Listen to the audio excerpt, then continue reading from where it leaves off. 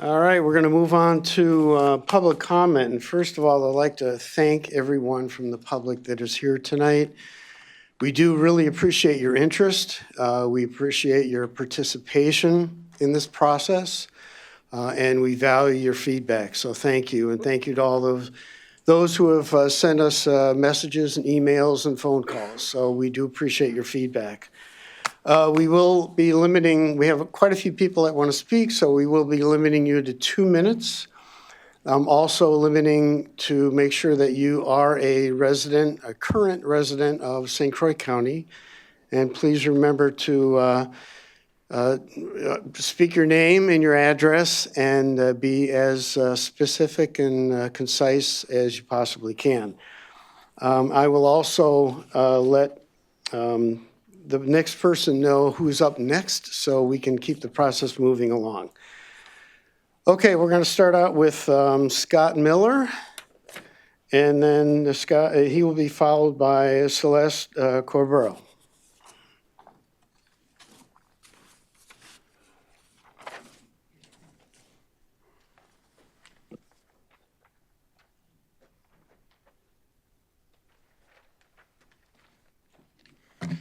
All right. Thanks, everybody, for your time.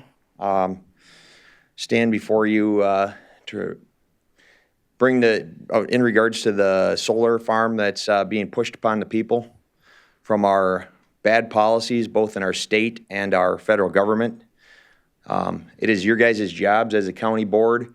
If anybody's in this room that's from municipalities, we need to stand in front of this.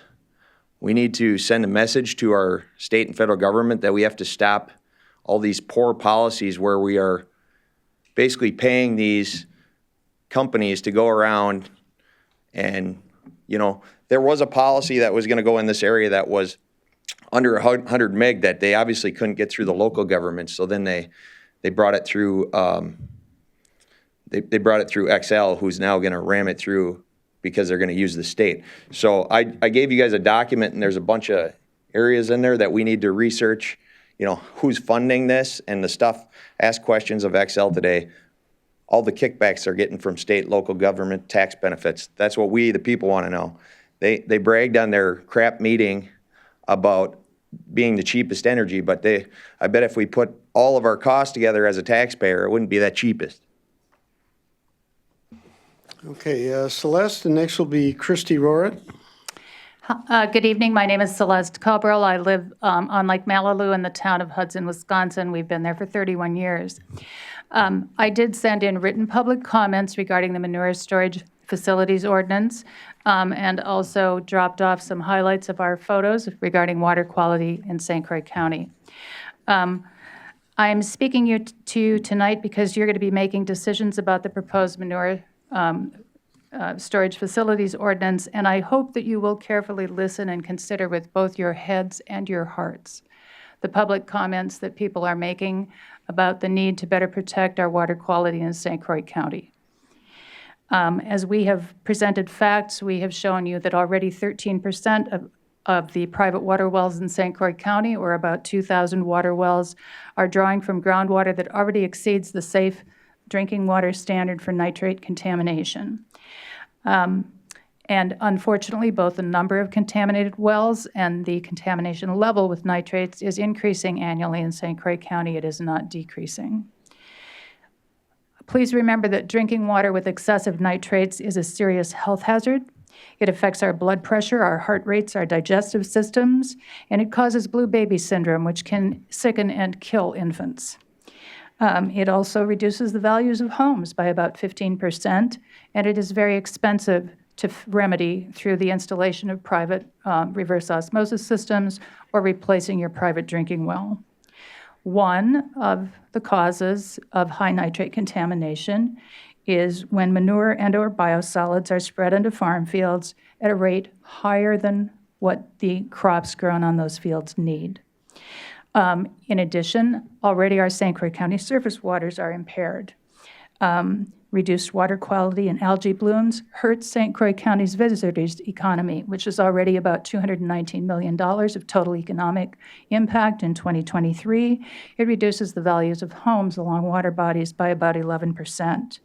Again, a source of the impairments in our surface waters is runoff from fields where manure is improperly applied or too much is applied, because that carries sediments, phosphorus, and nitrogen into our lakes, our rivers. It clouds the water. It feeds the algae blooms. The manure storage facilities ordinance is a very reasonable ask. It doesn't ban anything. It doesn't say you can't have a manure storage facility.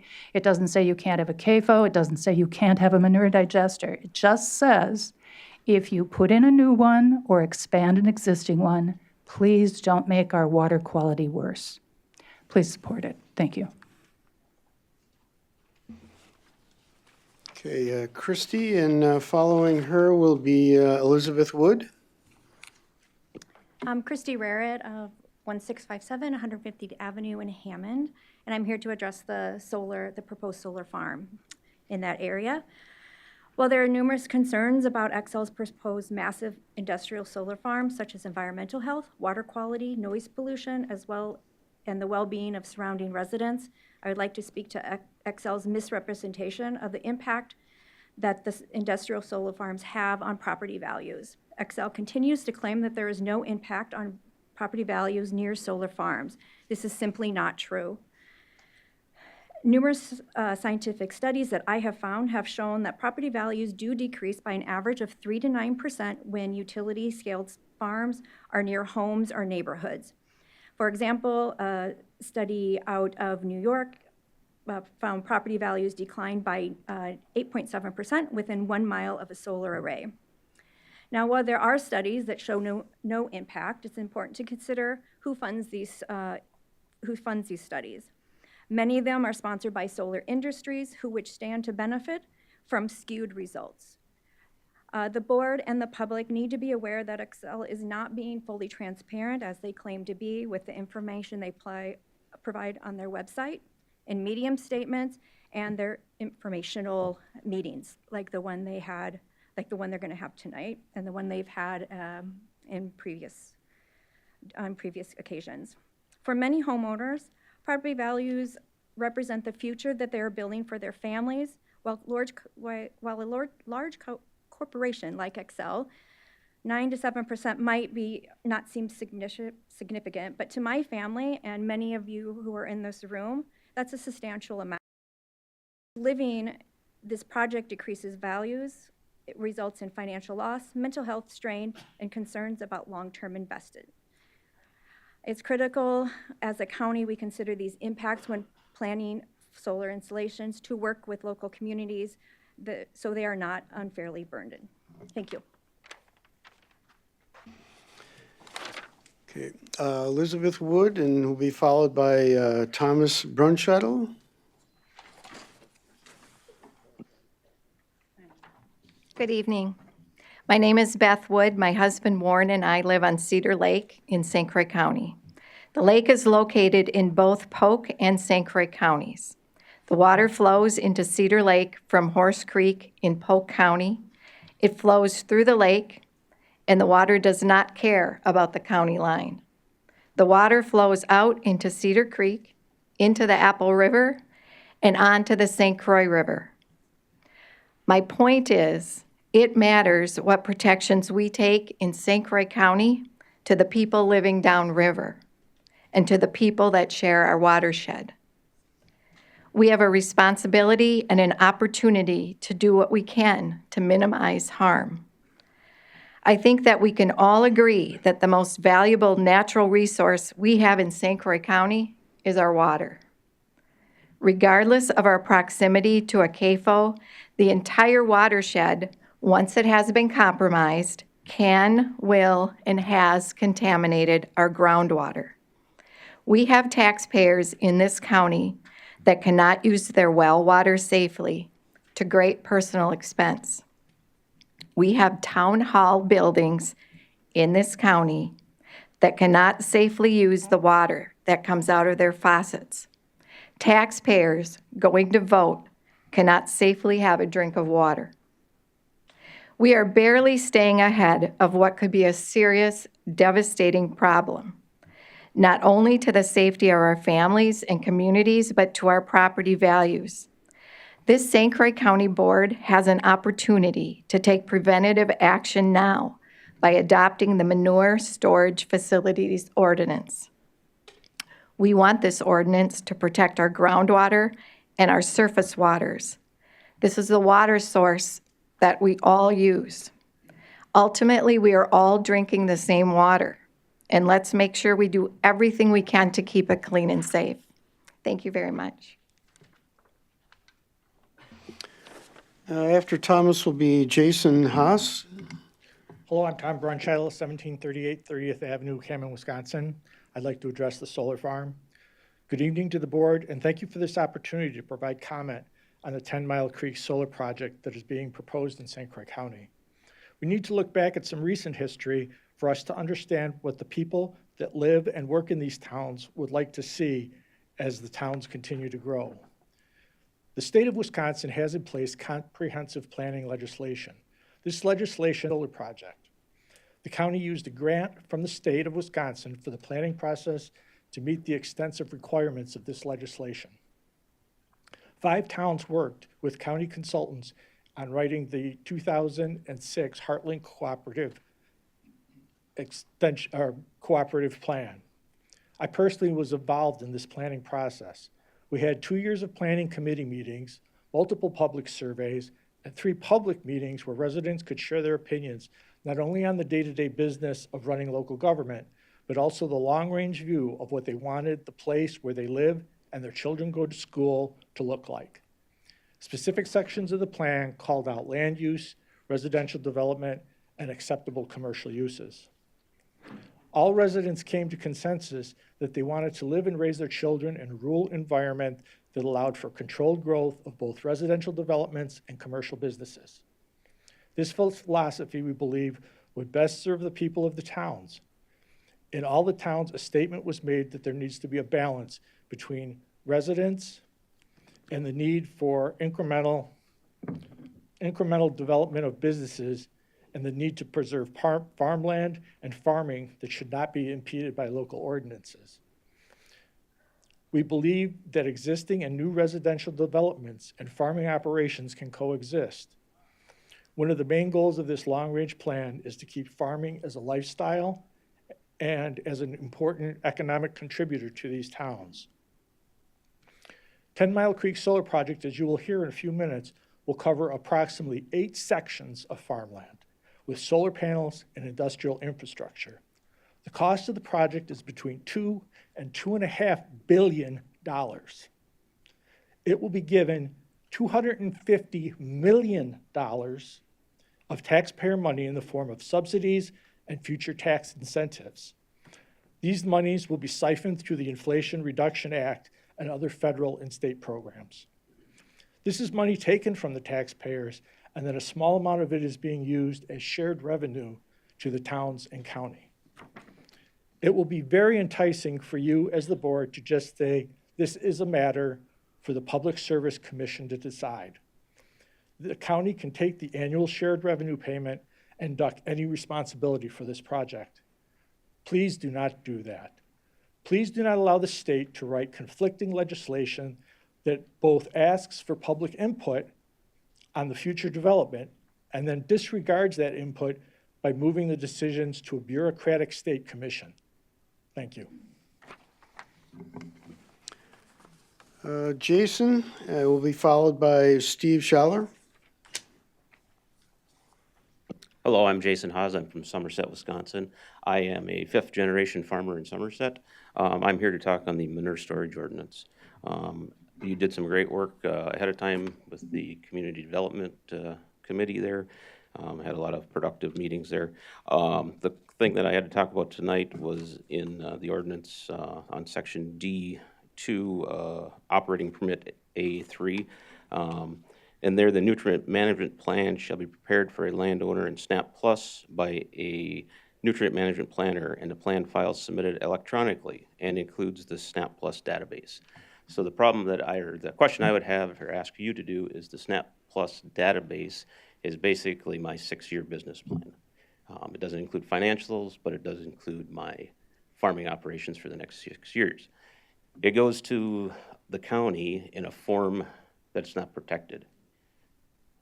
The county employees that see this plan have the ability to change it. Now, I have the original copy, but they can do what they want with it. My concern is, we know who's in that position now.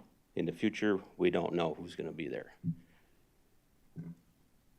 My information there is prepared by somebody that I paid, that the county requires them to be certified to do this, so they're qualified. But to have somebody in the county be able to change my information is a concern. I don't know any other business that submits 6 years of plans and then can have it changed and then not protected. So I would like to see it amended and just have it some form where we can file it electronically yet so they can use it. But I would prefer my data be protected. Thank you. Okay, Steve, and we'll be followed by Kathy Streets. I hope I'm pronouncing that correctly. Hello, my name is Stephen Shalla. I live in Dairy Farm in Pleasant Valley Township. You may remember me as the guy who comes in June Dairy Month and brings cheese and invites you to the county fair and Farm City Day. Tonight I'm here to comment on the Chapter 11 ordinance. Our understanding is that the ordinance was selected for review in response to a proposed chicken litter digester project. However, it directly impacts resident farmers and future farmers in our county. In November, a group of about 50 farmers gathered to review the proposal at our farm. We had an excellent representation of active farmers, dairy farms, CAFOs, non-CAFOs, beef farmers, big and small, and grain farmers. We agreed on a list of changes we felt were fair, productive, and maintain the spirit of continual improvement. We brought these items to the December 12th public hearing, and we appreciate that the committee incorporated most of these suggestions. Tonight, I continue to represent the group that met before, and we are asking for 2 more small amendments to the proposed ordinance, and then your support of the ordinance for approval. The amendment I would highlight is in regards to a farm field that appears in 2 nutrient management plans. We are asking that the language disallowing this to be stricken from the ordinance. Fields may appear in 2 plans for multiple reasons. 3 examples, but not limited to, would include farmland preservation, economical logistics, and crop rotations. In addition, at the public hearing, Tom Zwald presented in his handout about nutrient management plans, identifying specific sources of the manure, and clearly identifies the quantities produced and the quantities applied to demonstrate that a farm has adequate acres for all their manure. If following the SNAP Plus program or equivalent, you can't double dip on these acres without raising flags that the regulators will easily see. So your farmers have been working on continual improvement and sustainability practices for generations. In closing, I ask that you would help us in that cause by supporting the 2 more updates for the Chapter 11's language, the other being the database file, and support its approval. Thank you for your time and effort on this. As always, if you have any questions or concerns, please contact a farmer and visit a farm. Your agriculture community is happy to talk to you. Thank you. Okay, Kathy, and after Kathy will be Dan Weatherly. Hi, thanks for the chance to share opinions and feelings. I'm Kathy Streitz. I live in the town of Hudson for 5 years. I don't have a big statement prepared, but I do have strong feelings about water. We have a well that we take our water from, and I feel like we have the right to have clean water in our well. I think it's 33% to 37% of people in the state have well water that we live on. I believe that this Chapter 11 proposal is a small way that you all have the duty to keep our water clean. I'm aghast that we have giant manure dumping facilities already in our county, and I would hope that this board would take very seriously your duty to keep our water clean from here on out. So my understanding is that if we support the manure storage facilities ordinance as a board and as a community, that will do a little bit more to keep our water clean. Thank you. Dan, and after Dan will be Steve Mueller. All right, good evening. I'm Dan Weatherly, resident of Hammond Township, St. Croix County. Earlier today, I emailed to Jason K., I can't pronounce his last name, forgive me, your Community Development Director, a copy of our petition, which contains, I think as of this morning, 4,445 signatures of primarily St. Croix County residents, all of which are opposed to this Xcel Energy solar farm for multiple reasons. You also have a paper copy of this. The electronic copy will get you links to the studies and articles that we cite in here. So I encourage you to get that from Jason if he hasn't already provided it. But you know, this petition has all the details. I can't cover much in the time allotted, but I can cover the high-level issues. I think, you know, one of the issues is, in the petition, you'll see a map of Hammond Township. And there's 4 large residential subdivisions in Hammond Township that Xcel Energy, for reasons I can't understand and no one can understand, is seeking to surround on all 4 sides with this industrial solar farm complex, complete with millions of solar arrays, service roads, inverter buildings, barbed wire as we understand it. There's other places. We don't like the solar farm, we want it stopped. But if it is allowed to proceed, there's other places to put this industrial complex. There's no reason why they need to be abutting these residential subdivisions, 0.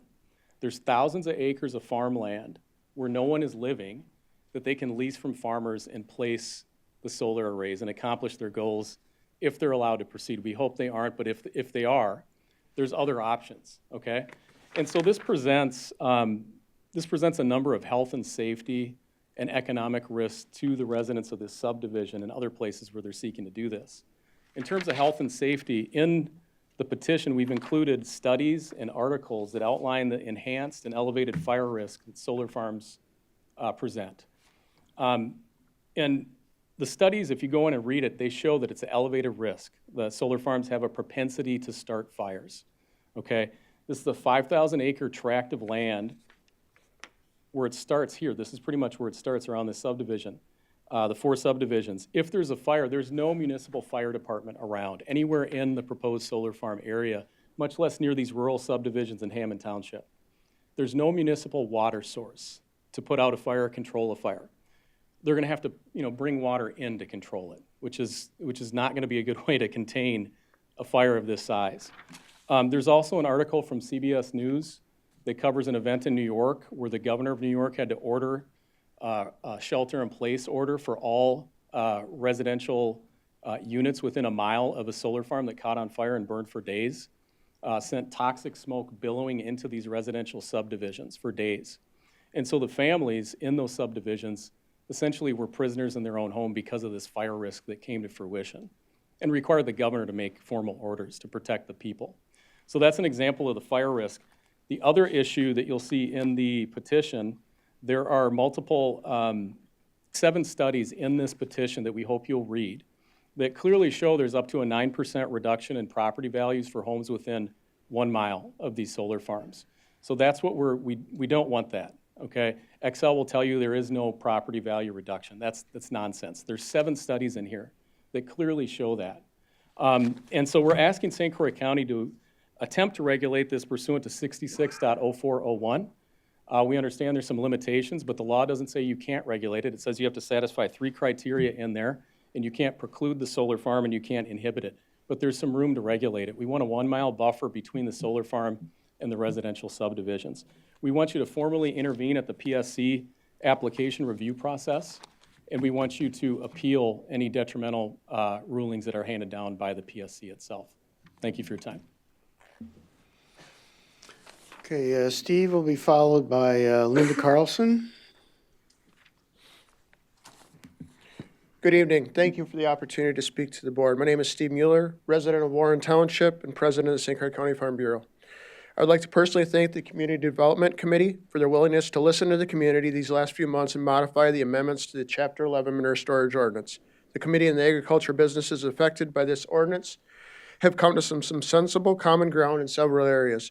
For example, 11.2.A.2 in regards to rainwater and normal products that enter the storage area. There's inherently going to be products like teat dip and foot bath solutions that end up in storage systems with no other practical ending spot. These are costly value pieces by producers that protect animal health and product quality. And they're not manure, but they end up there, and we're glad that that was incorporated. Another revision that was important to maintain is the daily versus annual recording of manure components added to pits. Daily records they're not necessary. They can be highly inaccurate when you consider rainwater and stuff like that. And the important numbers at the end of the day are the manure analyzation at time of application in terms of nitrate quality and the volume.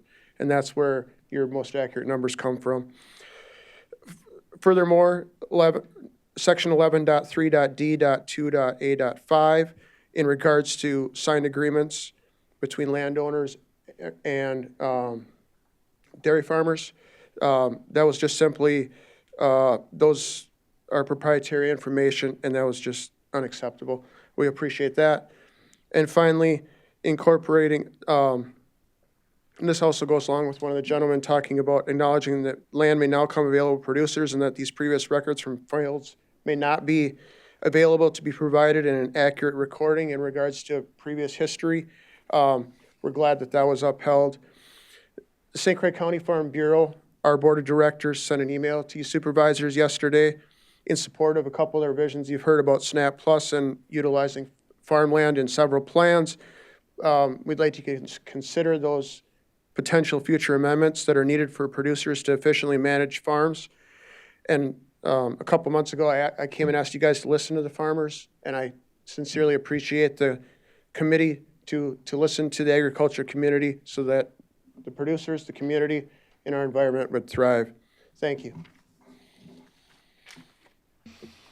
Okay, Linda will be followed by Aaron Tomczyk. Thank you for listening to our comments.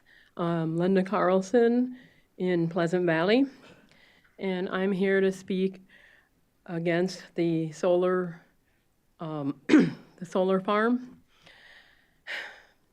It took me about 10 minutes on different websites, which I don't have them all written down, but I do have them. If anybody's interested, I can share them with you. One of them talked about burnt insects in birds' wings. This may seem insignificant in rural areas when you're driving and an insect goes on your windshield, but for the large scale they're talking about building, it could have a regional and global effect. Secondly, the World Health Organization, many of you know it as the WHO, talked about electromagnetic radiation, known as EMF, which I'll refer to. The EMF fields cause headaches, fatigue, skin rash, and sleep disorders to people who live near them. There has been studies that it could cause cancer, more research to be determined. A study in Australia says the same thing. They have had people get the same symptoms, and there is more studies needed to determine if it causes cancer.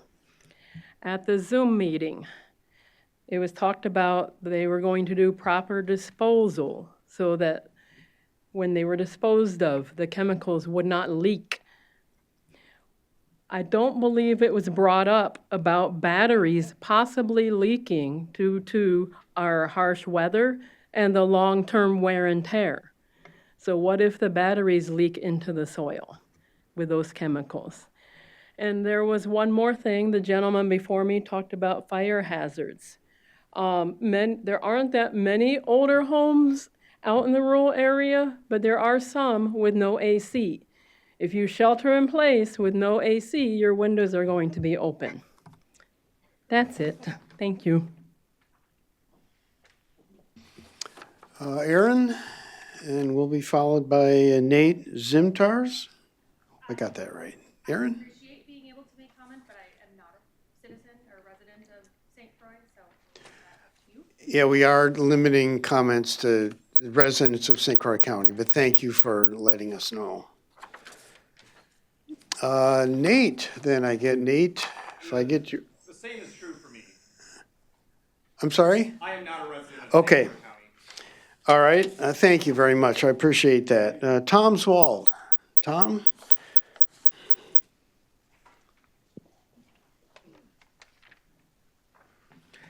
Thank you guys for meeting with us. Tom Zwald, Pleasant Valley Township, 1609 County Road Z. I'd like to talk about Chapter 11, the manure storage ordinance. You guys have heard a couple of amendments. I won't go through the literature again and the section numbers, keep it brief.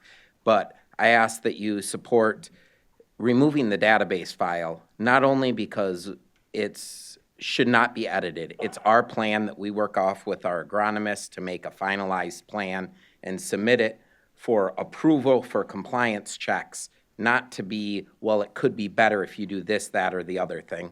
But also, the language is going to be outdated in the next year. I was very disappointed Community Development Department never saw that. When the new version rolls out, that lingo will be impossible for us to follow because there's going to be no such thing. They're moving to cloud hosting, and so therefore it won't even be possible because they're changing the language. So I'd ask you guys change that, as well as two plans. Our farm, we've had a couple of fields in two plans for the last 13 years. We own the field, or we rent the fields, we harvest the crops, we do the tillage, we are responsible for the soil loss, but we don't have enough manure at our farm to apply our own manure on those fields. So we rely on a neighbor who has enough manure and is willing to sell it to us as our source of commercial fertilizer. So we're doing this as a benefit to the soil, for the health of the soil, for the soil, it helps fix more carbon and such.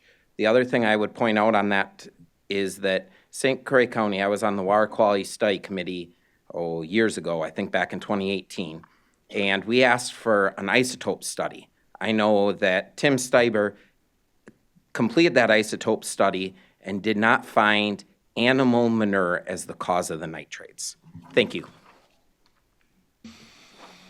Okay, also, Joshua Winveen, Joshua?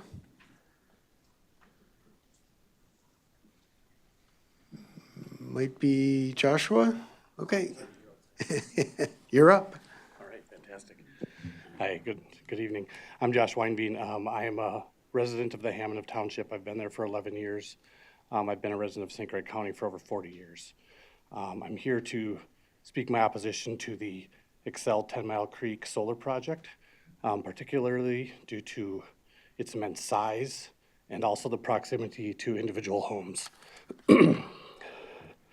In November, Excel presented a map indicating the location of the project with my home and my neighbor's home surrounded by the project. There were some studies mentioned earlier, and you can find lots of studies online talking about what the impact this could have on property value. However, there's no doubt surrounding a home with a solar power plant will have a significant impact on property values, my family's financial well-being, and impacting my children's future. Further, the size of the project, sorry, I was scrambling with my notes as I'm standing in the hallway. So, based on my research, so the scale of this project, this will be the largest, based on my research, this will be the largest industrial solar project in the United States. This is not a solar array, it's called a solar farm. In my opinion, this is a solar power plant. And I really think it has no business being built, around people's homes and in residential areas. So thank you for the comments. Okay, that concludes the cards that I got. Is there anyone else that would like to address the board in public comment? Yes, sir, Mr. Wisconsin.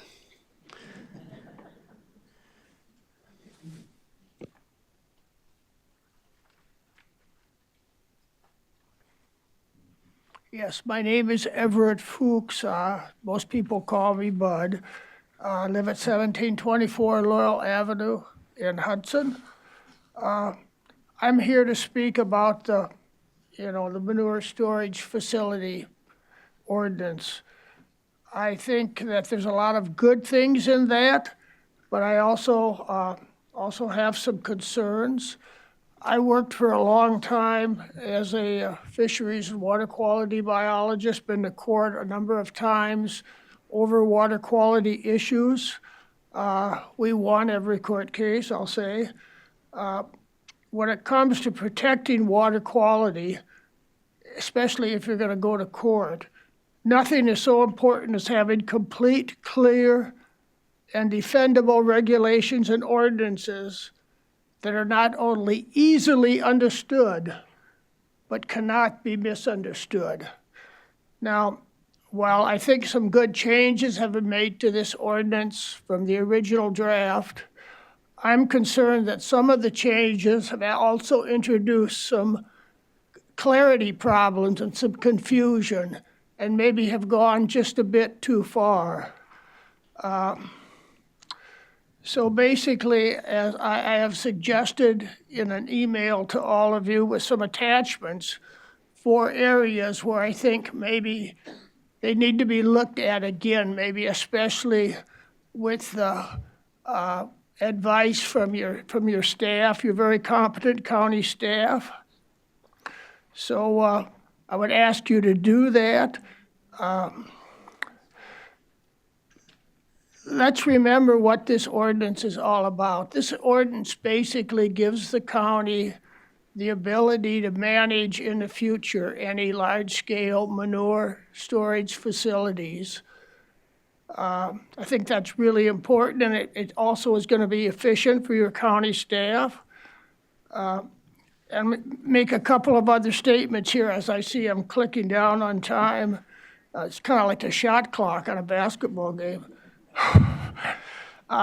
Pollution of our water by industrial agriculture amounts to a de facto tax on those citizens who must buy bottled water, install reverse osmosis water treatment systems in their homes, dig far deeper wells, and see their real estate values decline because of increased pollution caused expenses and health hazards. Thus, I pray that you will adopt the 4 simple modifications to the manure storage facilities ordinance in the best interest of our county residents as an important step in the right direction in protecting our water, and as a clear statement that the Board of Supervisors stands tall in support of clean water. I think we all know that our water quality, based on the present practices, has been going downhill for a long, long time. We know that the state of Wisconsin is not going to ride in on a white horse to save us. This is one instance where the county does have jurisdiction and you can do something to make a difference. So please consider that carefully. Thank you. Anyone else care to make public comment? Former Supervisor Berkey.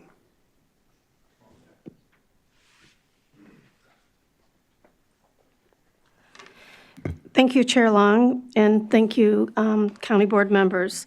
My name is Jill Berkey. I live at 246 Carlson Lane, River Falls, in the town of Troy.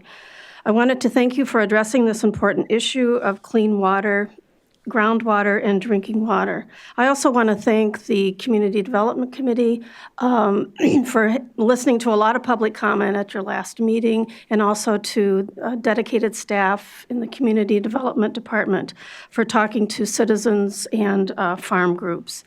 It is imperative that we protect clean drinking water for human and wildlife populations.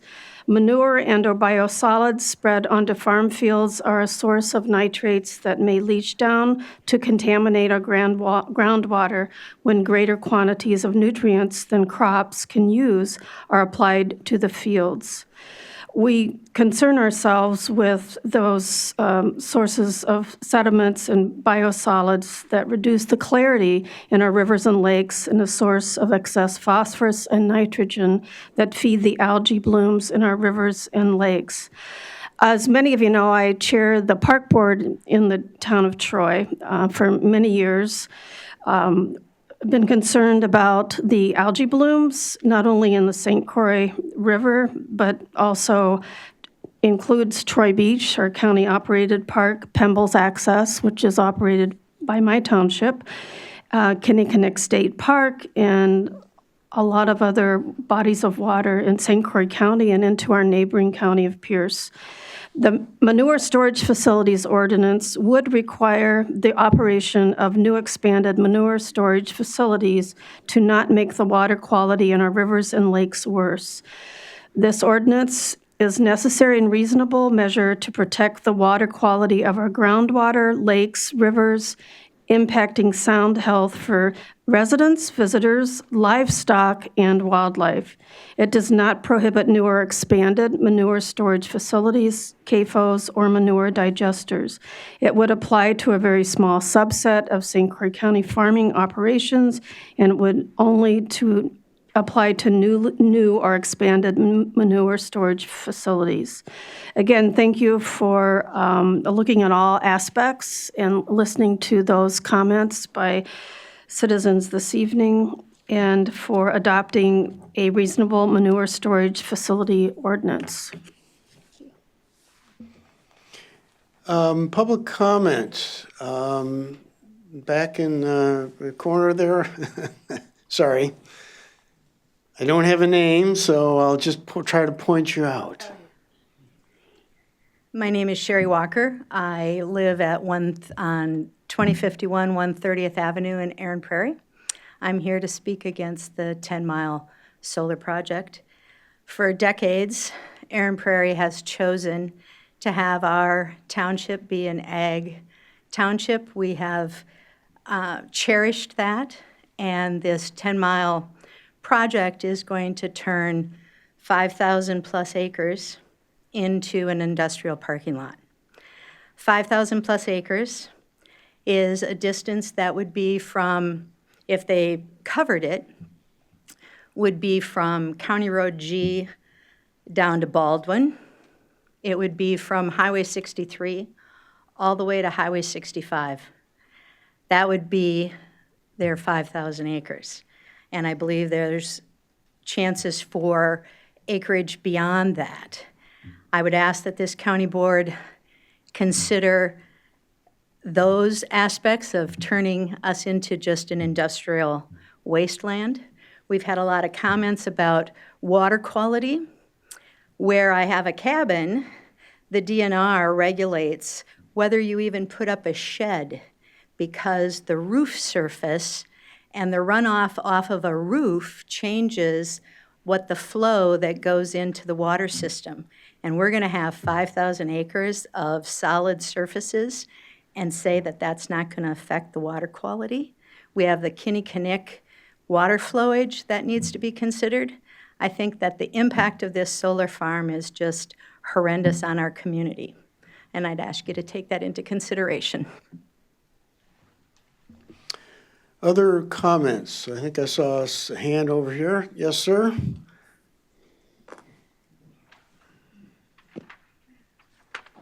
Matt Bachland, 573 Omaha Road, town of Troy. I just couldn't stay quiet any longer. This isn't a new issue to St. Croix County. Matter of fact, this came to us in town of Ceylon.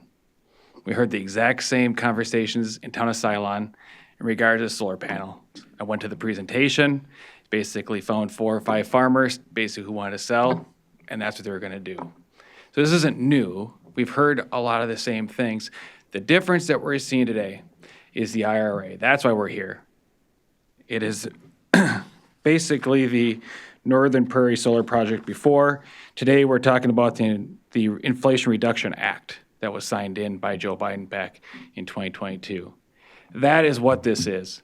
This is a land grab by corporations, and they want to change our farmland, and they want to supply the power to Minnesota. Before, they want to send the power to Apple Valley, Minnesota. That was where all the power was going to go.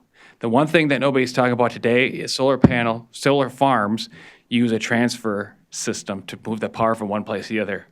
A lot of those have problems as well and aren't conducive to our area.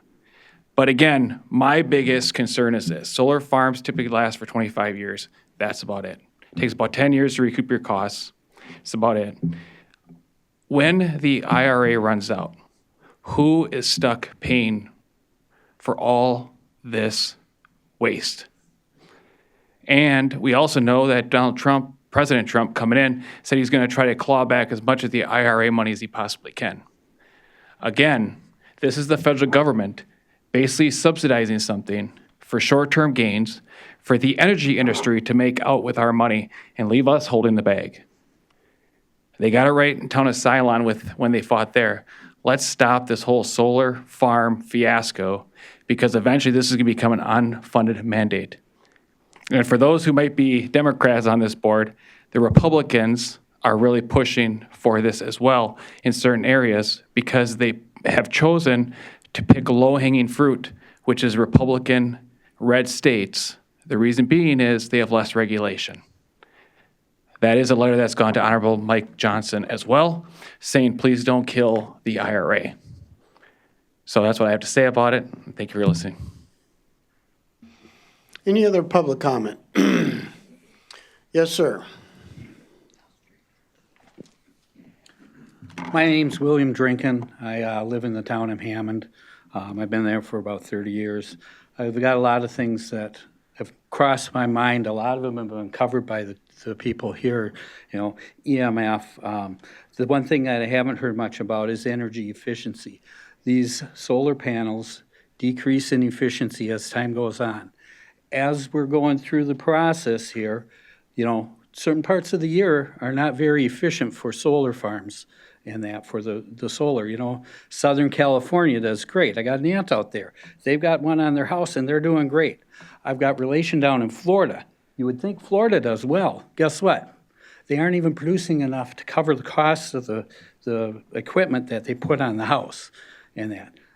These are not the greatest and most efficient things to be using here and that. And so we're going to take a large chunk of land. We're going to remove all the wildlife from it, because they can't have wildlife in there because it's going to damage their equipment. They've tried that with domesticated animals and had to do things, and that you're going to take and push all that wildlife out of there and that. I think that's a major mistake to put this in that. It's going to affect all of the homes that are in the vicinity there, and that's a lot of them there. I was surprised at how many developments in Hammond Township are close to this facility.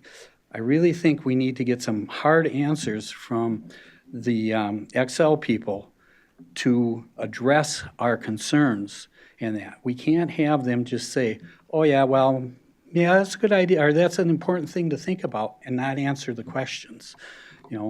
They're not giving us answers, they're just trying to push it through. And I would like this board to help the community out there that supports this board. Thank you. I would ask if there's any other comments, if you have anything new to offer, or if you can keep your comments short and specific. Sir?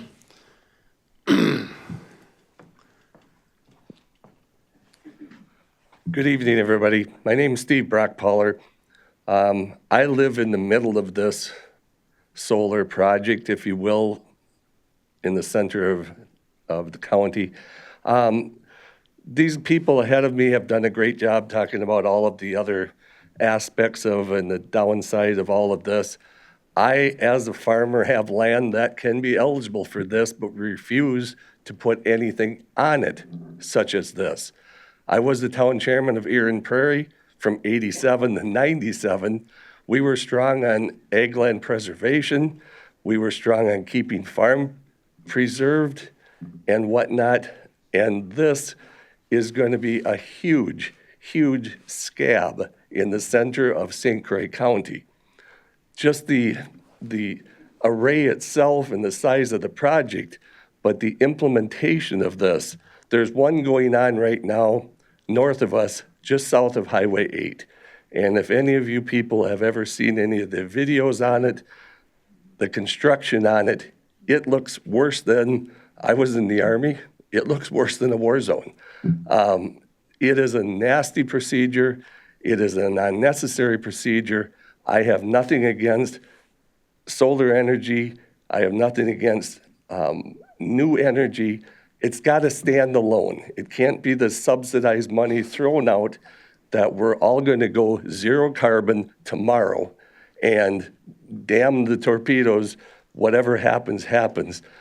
Erin Prairie is too valuable. St. Croix County is too valuable to do an experiment like this and leave a huge scab and a lot of hardship for the residents of Erin and the county.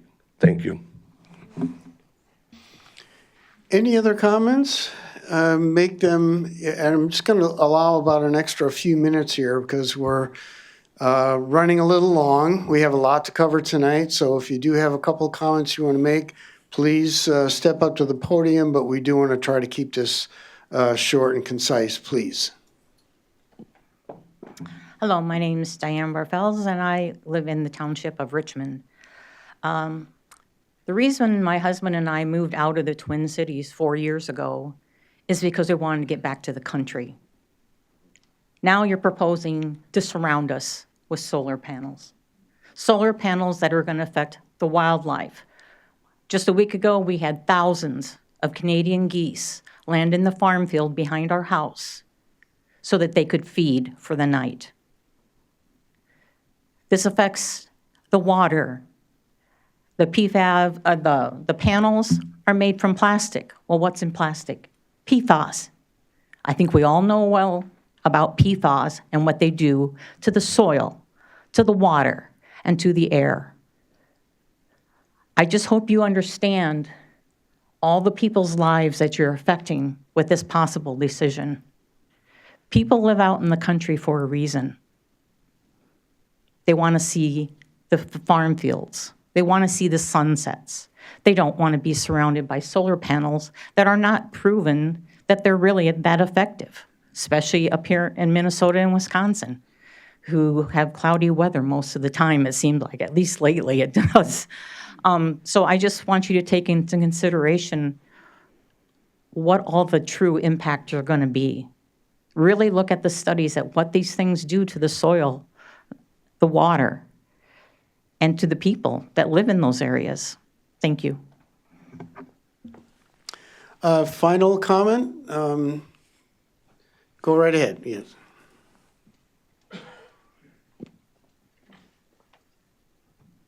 Linda Vivoda Sade. I'm at 583 Wingate Drive, River Falls. I'm in favor of the board adopting the manure storage facility ordinance because all of us, no matter who we are, how much money we make, or where we live, we all want and deserve clean and healthy water. I do have a few concerns. I emailed the board about some of the language and that could be restored. And then I just also want to say at our house, we're fortunate to have clean and healthy water, and I really hope it stays that way. But I'm concerned when I read things like this. The 2024 report of the St. Croix County Citizen Groundwater Program found that nitrate nitrogen was a prevalent and increasing health-related contaminant in our groundwater. Approximately 2,000 private wells in St. Croix County, or 12% of private wells, now exceed the safe drinking water standard for nitrate nitrogen, and the percentage of wells exceeding that standard is climbing. Another thing is my husband and children like to fish, and most recently they were ice fishing. And so luckily they caught fish and we had a great dinner. But I do wonder sometimes when I hear about the lakes and rivers being impaired if the fish is safe to eat. I also wonder sometimes with family members that have some immunocompromised health concerns, is it safe to feed them the fish? And so I think of those things, and I'm really appreciative that you're putting this ordinance in place. I also appreciate the landowner's agreement for spreading manure. I think of it like a rental agreement. And just like any rental agreement, the renter is responsible and can be held liable if there are any damages. That makes sense to me, and I appreciate that accountability piece. These are my main concerns. Overall, I think this is a large improvement, and I urge the board to adopt the manure storage facility ordinance. Thank you for listening. Thank you. And again, I just want to express our thanks to everyone that's here tonight. We really do appreciate your interest. We appreciate all your comments and your feedback. It really is important in the process, so thank you. We're going to move on to our consent agenda. Do we have a motion on the motion to approve the consent agenda by Supervisor Burning and second by Supervisor Rice? And I believe we can vote on that. Shortly.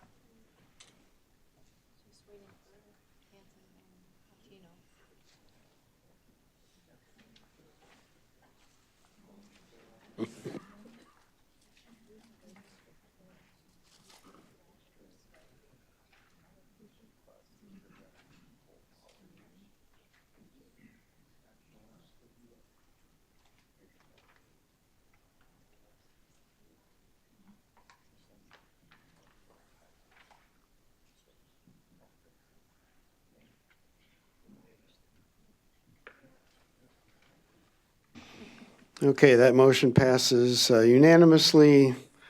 We're still a little new at this, so hang with us. Okay, so we're going to move on to two presentations. The first will be Xcel Energy presentation on the solar power project by Brian Elwood, I believe. And I just want to remind everybody, this is an informational presentation. Okay, there's nothing on our agenda that will really give us any opportunity to discuss this project. So this is just for us to listen and learn. I'm hoping we'll have an opportunity for a little Q&A afterwards. Absolutely. Okay, All right. that's great. So I'll turn it over to Brian. Thank you for joining us. Great. Thank you, Chair Long, and thank you, Board, for inviting us this evening. It's a great opportunity. We appreciate the opportunity to talk about this project as well. And clearly, there's a lot of interest, and we certainly understand that. We understand that you're being getting lots of questions from the community as well. So appreciate the opportunity, appreciate the invitation, and looking forward to answering questions as we get through the presentation. Tonight, I wanted to cover three things. First, I want to talk a little bit about our company and the project and why it's being proposed. Next, we want to talk a little bit about the Utility Shared Revenue Program in the state of Wisconsin and the benefits that brings to communities as well. I know there's a lot of questions regarding that. And the third thing we'll talk about is the Public Service Commission of Wisconsin process. So we are a regulated public utility, and the Public Service Commission of Wisconsin regulates everything we do, our rates, our programs, services we provide, the projects that we build, and things like that. So projects such as this go forward to the Public Service Commission to evaluate them, to make sure that they're in their public interest and public need. And that we'll talk a little bit about that process and how that works. And certainly a key component of that is having public comment and public input. So I encourage everyone here tonight and everyone watching online and to participate in that public process. It's critically important. State of Wisconsin has one of the most robust commissions in the United States. They value public input. Certainly throughout this project and throughout the process, there will be public input sessions right here in St. Croix County. And we encourage everyone to participate in that as we move forward. That first slide, I'll go back real quick, Ken. You got the clicker, right? Okay. Next slide. There you go. So since we held our public open house in November, we started getting lots of questions from our community members, customers regarding the project. And we understood that we needed to have more information out there about the project. We had a great open house, a lot of interest at the open house, but we needed to provide more information. So what I'm showing tonight is something we announced a few weeks ago, and that includes a dedicated project website with frequently asked questions. I heard other folks mention that tonight. We're continually updating those frequently asked questions. Encourage people to go there right off our website, xlenergy.com/10mile. We've also established for this project a dedicated phone number. So I'd encourage anyone to write this phone number down. If you have a question about the project, something that comes to mind late at night, early in the morning, if you have a question about the project or impacts that it might have, call that project phone number. We have a great project team that represents lots of different aspects of this project. at our company will direct that voicemail to the right person and get you an answer real quickly. And also, we have a dedicated project email, so 10milecreeksolar@xlenergy.com. Write that down. That also goes to our project management team. We'll route that to make sure it gets to the right person. We're answering lots of questions this way. We found that these tools have been very helpful in answering questions that are out in the community right now. So let's talk a little bit about Excel. I know there might be some folks in the room who might be new to St. Croix County. Certainly we're not. Our company can actually trace its roots back to the Willow River Power Company back at the turn of the 20th century. The Willow River Power Company was actually one of the very first companies in the nation to provide electric power via hydroelectric power on the Willow River.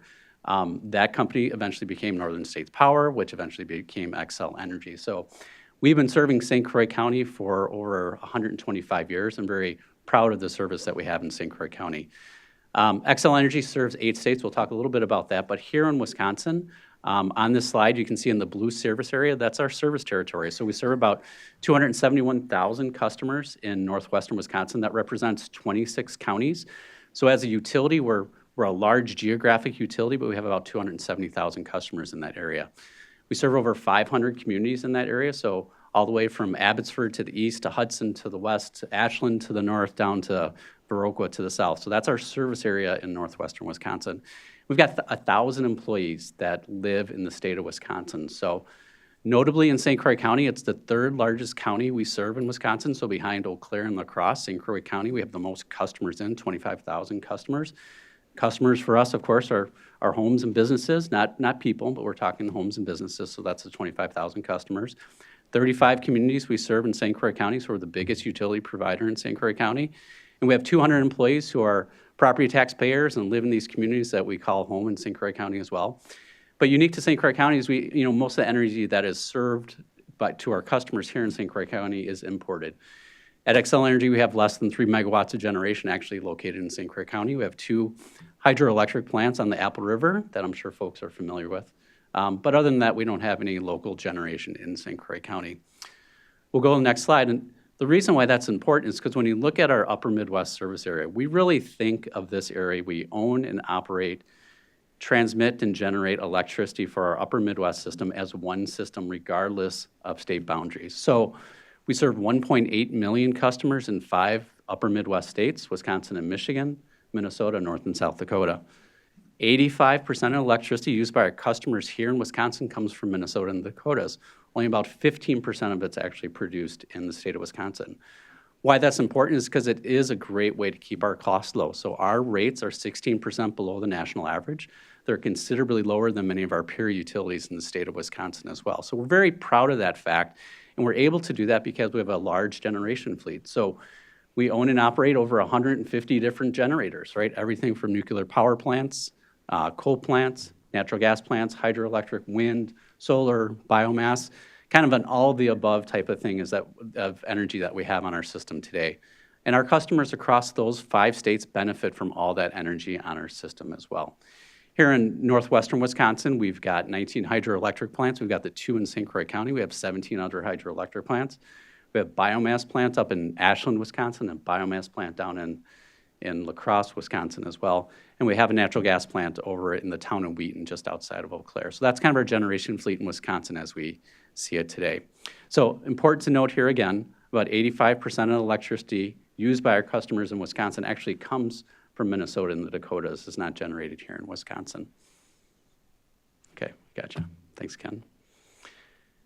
So let's talk a little bit about this project, right? So when we plan our system, we really look forward 30 years. Literally, we look at how are we able to provide electric service to all of our customers safely, affordably, reliably, every minute of the day. We look at every hour of every day for 30 years and how are we going to be able to supply electricity? Because the last thing our customers want is to not have the lights come on when they turn on the switch. And we certainly understand that. And we want to do it safely and affordably for our customers.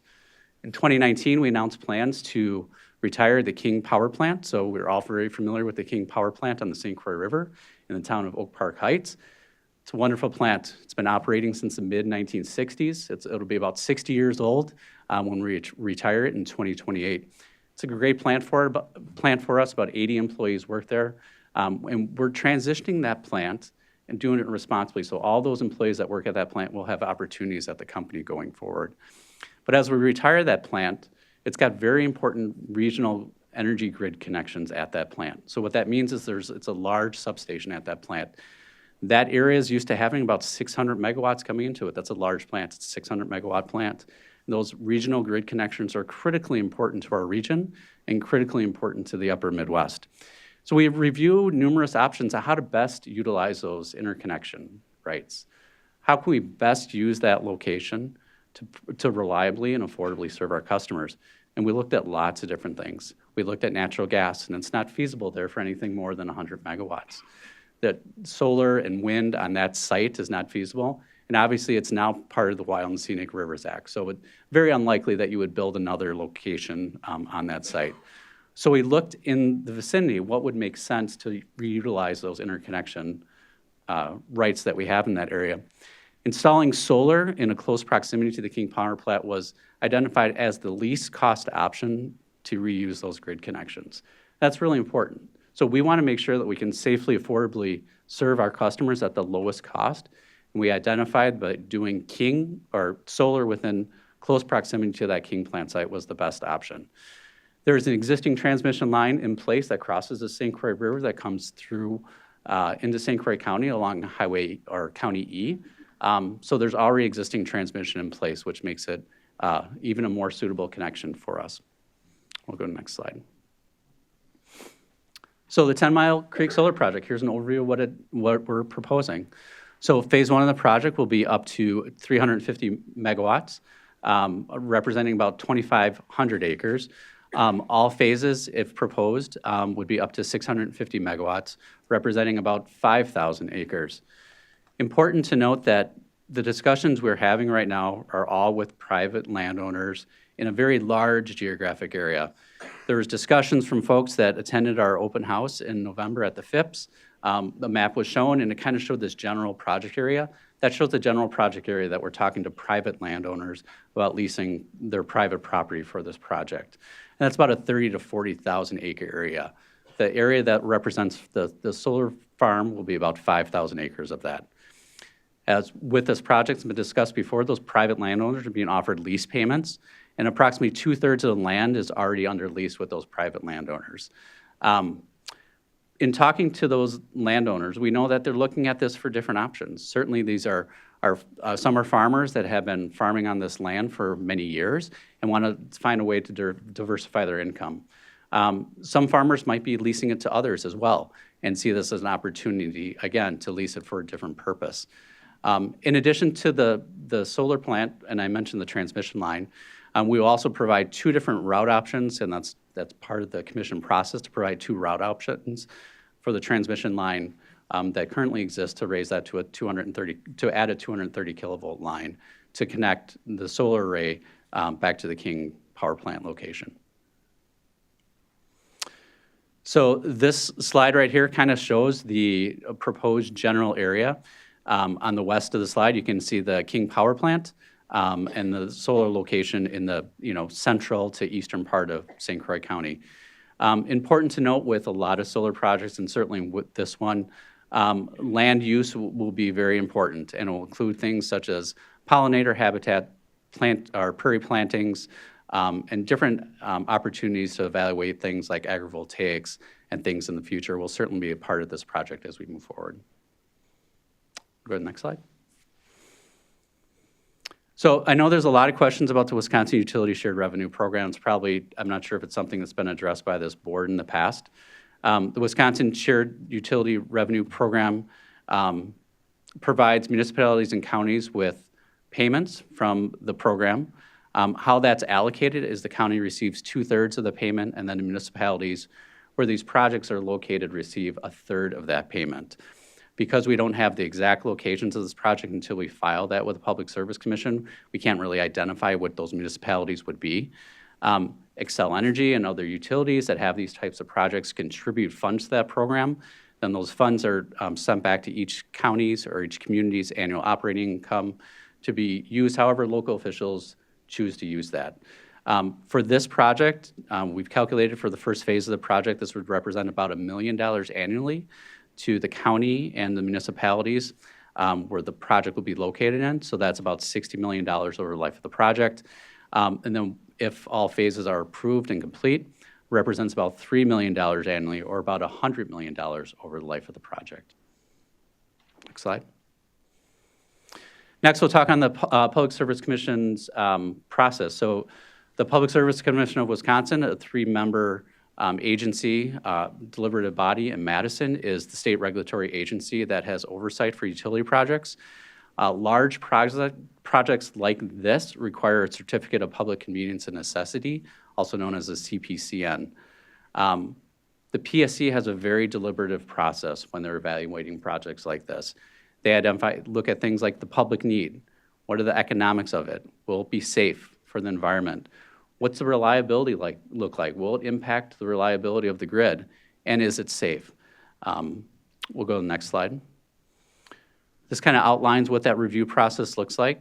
So what we're planning to do at Xcel Energy is mid-2025. We will file a very detailed application, hundreds and hundreds of pages, along with maps and locations that will show the design, location, address environmental and economic issues that have been put forward to us. And then, as I mentioned earlier, the PSC will host public hearings to gather input. And they do that in lots of different ways. I suspect they will hold public hearings here in St. Croix County. They obviously will have technical hearings in Madison. They provide opportunities for the public to comment online and in person as well. So there's really a lot of opportunities and important opportunities for the public to get involved in this process. And then it goes to the PSC staff, and the PSC has a very deliberative, thoughtful staff that looks at these at a very in-depth process. They will conduct their own investigations. They will engage other state departments, such as the Wisconsin Department of Natural Resources, for any environmental or wildlife concerns. They'll talk to DATCAP and other agencies in Madison to provide input into the process as well. And then finally, at the end of the day, the final decision will go, or the final decision will go to the 3 commissioners in Madison to make a decision. If they issue a decision, they can issue that with conditions as well. So there might be conditions regarding the environment or setbacks or screening or other types of things that can be incorporated into the design of these projects. And again, the Public Service Commission is a very deliberative body, much as yourself, and they will look at all those characteristics, ensure that the project is in the public interest. So as we're looking forward, as I indicated, we'll file mid-2025. That PSC process takes about 12 to 18 months, so it's not quick, but it's deliberative, and it's important, and it's thorough, and it involves input from the community, it involves input from all the state agencies as well. Their environmental analysis also to cover the things such as construction will include operation. That'll include post-operation, so when the solar arrays and solar garden is no longer in use, what the post-operation looks like as well. We'll go to the next slide. We showed this slide a couple weeks ago during the online meeting with the town of Aaron Prairie. This is from a different solar array, lots of different pictures out there. Important to note, this was taken in the spring, trees were just planted, but these are types of screening, types of things that happen that we work with landowners to ensure that they're setback, there can be screening that's put in place. A typical solar panel, just to give you an idea, is about the size of a sheet of plywood, about 4 by 8. When they've got solar panels on the front and back, so they're called bifacial. They track with the sun, so they tip with the sun as the sun moves through the sky. And when they're on their total, slanted axis, they're about 10 feet high off the ground. So that gives you some sort of visual sense of what they look like from the roadside. So again, this is the contact information from us, our website, our phone number. Again, I strongly encourage you to write that phone number down. Please share that phone number with your constituents if you're getting questions from folks in your community as well, or use that email address. We will get back to folks real quickly with the right person who can answer their questions. So I think with that, Ken, we did it. We good? Could you share that presentation with everyone on the board? That would Absolutely. be acceptable? Yep. So we'd all get a I think we got copy. it. We Okay. have those numbers. So you okay with a couple questions? Absolutely. I'm going to go ahead and start out. Can you talk, two things, talk a little bit about the ability or lack thereof to recycle solar panels? And then also, what's your plan B or C or D or whatever, should you have some sort of a incident where maybe there's a tornado or a hailstorm or something that wipes out substantial numbers of these panels? What happens at that point? Thanks, Chairman. So to your first question, about 90% of the solar panel could be recycled. We want to take all the steps we can. I think like any business, we try to recycle as many materials as we can. And I think as we think towards the future too, we're not sure what types of materials can be recycled well into the future when the solar array is no longer operational. So we'll take all the steps we can to recycle as much of those materials as we can, and then safely and responsibly dispose of what's not able to do. I think all of us in business, we do that every day in our jobs, and we certainly do that at Excel when we take our impact on the environment very seriously. Your question about storms, I think, is very pertinent as well, and it's a question that we get a lot. I would tell you we're in the utility business. We're used to storms. We're used to the power going out. We're used to responding late at night, early in the morning, when it's coldest out, when it's most treacherous out. Our crews are out there making sure that the power gets back on for people. So we have lots of contingencies plans in place, not only if this solar is not operating, but if we have another plant that goes down, if one of our nuclear plants goes down for some unexpected reason. As I indicated, we have 150 generating units on our system serving those 1.8 million customers across 5 states. I can guarantee you there's things that happen probably every day, a lot of things I probably don't know about, but our job is to make sure that we can have safe, reliable, affordable power for our customers. And I'm proud of the work that our teams do, and I think we do that very well. So if a storm came through, I'm confident we'd have power to replace it, because it's part of what we do each and every day at our company. Thank you. Other questions? Supervisor Hanson. How are you? Good, Dan. It's nice to see you. Good to see you. It has been a while. I'm a strong proponent in county zoning, and I believe that a property owner's right to enjoy their property the way they understood that they could when they purchased the property is something that we need to protect. Having said that, and I respect that you're paying a very fair price to the people whose property you're renting, is there any compensation for the people who simply don't want to be near this? Is there anything that you're doing for people who'd like to get away from the solar array? So I appreciate that question. Two ways I'd respond to that. The utility shared revenue program that I touched on is a way to, provide compensation back to the municipalities as well, right? So municipalities can choose to use those dollars however they see fit in their communities. The county can as well. As it relates to landowners who are adjacent, we try to be good neighbors, and we've always been good neighbors in the communities that we serve. We want to work with those landowners to provide screening opportunities and other types of things. But to your specific question, there isn't financial payments to those living near it, other than the lease payments to those that are leasing their private property for this project. Supervisor Shirley? Yeah, a couple questions. The first one would be battery storage. What kind of battery storage do we expect on a site of this size? And I'm assuming they would be on this site rather than on a different site off of where the solar panels are. But if you can address that, and then I have one other question. Good question. The first phase of the project does not involve any battery storage. So the first 350 megawatts we talked about does not involve any battery storage. Future phases may involve battery storage. Don't have any information about what that might look like at this time. Okay. Second question is additional needs for St. Croix County. As we see the initial application would be 350 megawatts. The King Power Plant is 650. So we're netting negative on the first go around. I know that the event eventually we will get up to the 650 again.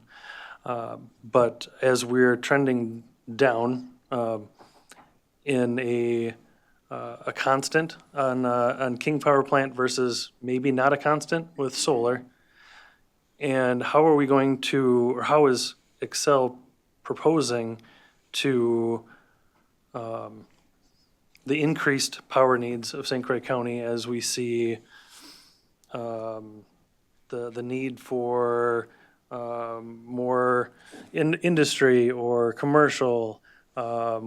We've even talked about data centers in the area that we're not able to say yes to these projects because we don't have enough power in the county. So how are we going to, or how does Excel think that they're going to power our county long-term when we can't get the projects done that we necessarily need to now? Yeah, we take our responsibility to provide safe, reliable electricity very seriously, and we do a very good job with that. As I indicated before, we're making investments today for things that'll be used 30 years from now.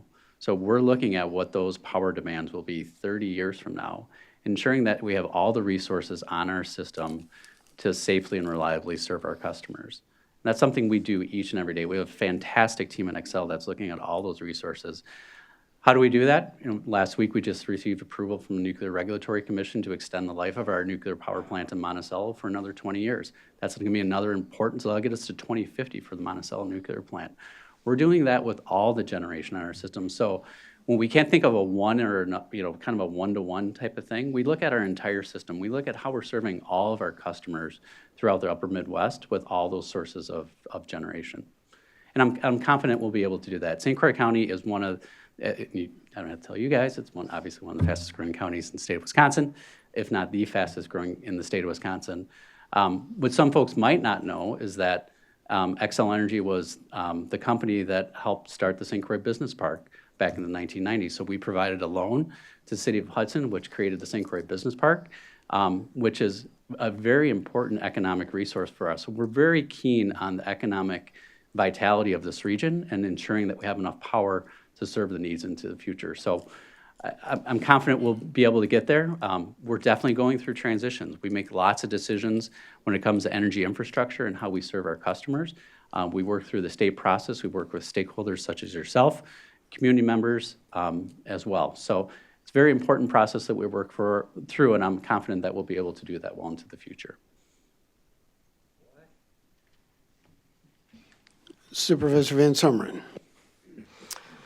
Again, I have a couple of questions. The first one, why Aaron Prairie? Why on the finest farmland we probably have in St. Croix County instead of some land that is not as fine, not as productive, not as level? However, solar arrays don't need level land. So why, first of all, why Aaron Prairie? So I'll remind you that we're working with private landowners in St. Croix County. We're trying to be within a certain distance from that King Power Plant interconnection. 15 to 20 miles is a really good distance to make it cost effective to reuse those grid interconnections for us. We've got an existing transmission line in place across County E. Again, we'll propose two different routes for an upgraded transmission line, a 230 kilovolt line. When we file the application, we will see kind of the scope of what those 350 megawatts will look like, the 2,500 acres for that first phase of the project. So it's proximity, it's location, it's working with those private landowners who are making that decision on how they want to use their private property. Okay, let me follow up on that. You talk about 10 to 15 miles is the finest, but earlier in your presentation you said that part of our energy in Wisconsin comes from South Dakota, which is farther than 15 miles away. Yep. Wouldn't the same thing apply? I mean, again, the power line that goes along E, goes along Double D all the way to Highway 128 and beyond. I think it ends up in going through Eau Claire. So, there's plenty other space where we don't have housing developments. If you've been in the audience, you've heard we don't have to uproot some very productive farmland. It would just make sense to me to move that to an area farther east, farther west, where it's rocky and wet and crummy, because you don't need much good soil to plant I-beams in the ground. So a key point of this project is having those regional grid interconnections that are located at the King Power Plant site. There's a very large substation right there that is used to having a 600 megawatt plant right there. So being in proximity to that and having generation that could feed into that grid connection is critically important to make this project affordable and cost-effective. Excel does also have a rather large connection on Double D, just east of Highway 63 also. So, I mean, there are other places. Question number 2, where are the panels made? So with our project, we seek to source from domestic providers for this project. As we file the application with the commission and go through the supply chain process, our goal is to work with domestic providers. Okay, I'm happy to hear that because I'm just thinking that we're facing perhaps a 25% tariff and suddenly that 350 may be 100 with the same dollar. So thank you. Okay, thank you. Supervisor Ramberg. Thank you, sir. Thank you, Chair. I have 2 questions. One, during the public input process, is there opportunity for your plan before you submit the application to be modified to accommodate some of these or as many of these concerns as possible? With 100%. modifications or conditions, i.e. 100%. Like Yeah. reflections on cars for traffic accidents? Yeah, so, I'm sorry, Mr. Question? Reflections for how, like the safety of reflections onto neighbors and to the cars for traffic accidents and dumping more animals on the highways and different things like that for safety. Yeah, so the Public Service Commission has a very thorough and comprehensive process that involves not only public input, but input from the state agencies that oversee things like consumer protection, the environment, and other types of things. So having been through that process many times, I can tell you it's very thoughtful. It's a sound process. In fact, the Public Service Commission of Wisconsin was the very first public utilities commission in the United States. It's got a very long history, very proud history of serving the state of Wisconsin. So as we file this application, there'll be plenty of opportunities for that public input. And then it'll be up to the Public Service Commission staff to take all that input through their investigations, through their comment periods, through their discussions with other state agencies, and develop a record that the commissioners can review and vote on. Thank you. And number 2 is not knowing the future, of course, and with efficiencies of electricity manufacturing in the future that we don't even know about today, like hydrogen and nuclear and all that, if that were to come to us faster or come to you faster than your 60-year plan or whatever you have in there, could that tip over when you're removing the I-beams? How do you do that? And could that tip it over and reduce the acreage being consumed while you consume these smaller area energy efficient issues? I think it's a good question. There's unquestionably a lot of people looking at energy issues right now in our country. I mean, energy is a big issue in our country, not just electricity, but just energy in general. And there's all sorts of advancements always being made. Our Wheaton power plant just outside of Eau Claire, we're actually pre-fitting that for hydrogen. We don't know if hydrogen is going to be a thing, but we're pre-fitting it for hydrogen. Someday, maybe it's going to be a thing. Maybe it'll be cost effective. Maybe we can use hydrogen at that plant. We don't know, but as we're upgrading that plant, we're actually doing that work right now, just outside the city of Eau Claire, is to be ready for the future when it happens. Other questions? Supervisor Barklow. Thank you for coming and presenting to us. A couple of questions I'm looking at is just peak efficiency for a solar farm. Looking at average days of sunny weather in Wisconsin, just a Google search this afternoon, is 89 days of clear skies. Yep. And 176 days of cloudy skies. So that's a pretty low average of good generation, I would imagine. I see solar farms showing up at 24, 25% efficiency. Is that accurate? I don't know the percentage efficiency. What I can tell you is that as we look at providing service to our customers, we're looking at all types of energy sources, right? So it's not just the solar and the wind that we offer, the hydroelectricity, our natural gas plants and our nuclear plants, right? They all operate as a system. They all have benefits in different ways, right? They're different energy sources. We utilize a variety of energy sources in order to be reliable, safe, and affordable for our customers. So this is a key component of that. The other key component of this is obviously its proximity to that King interconnection site too, and being able to reliably and affordably use that site in the future. So my follow-up question is, using 5,000 acres seems like a massive waste on our scenery and the use of those public lands for ag and potential homes in a county that is continuing to grow. Why not just keep the King Power Plant active? So we made the decision in 2019 to retire the King Power Plant in 2028. It's literally at the end of its useful life. It's a 60-year-old plant that it's not cost effective to operate into the future. But we wanted to make that decision in a very responsible manner. We didn't just shut down the power plant in 2019 and decide to shut it down in 2020. We're doing that over a period of time to make the most responsible decision we can for our customers. The 5,000 acres is, again, I'll note that we're working only with private landowners on this. Those private landowners are being provided lease payments to provide their land for this project. Thanks, Mike. Supervisor Rice. Yes, my question, Brian, has to do with plans for, here we go. Excel plans for the 25 to 30-year lifespan of any solar farm, how you go about the retiring process. Yeah. So financially to afford making sure that it's safely taken down. Yeah, that's a really good question. So the part of starting a project is how are you going to end a project responsibly as well, and that's certainly that'll be part of our application process that we file with the Public Service Commission. How do we decommission that? How do we work with landowners in the future? I don't have those details right now, but that's certainly part of the plan that we'll file with the Public Service Commission in mid-2025. Supervisor Adams. Again, we appreciate you coming. In St. Paul, they had a coal-fired plant along the Mississippi River. High Bridge. And I worked at St. Paul Public Schools, and I watched them decommission it, slice it apart, bring it down to ground level, and put up a natural gas facility there.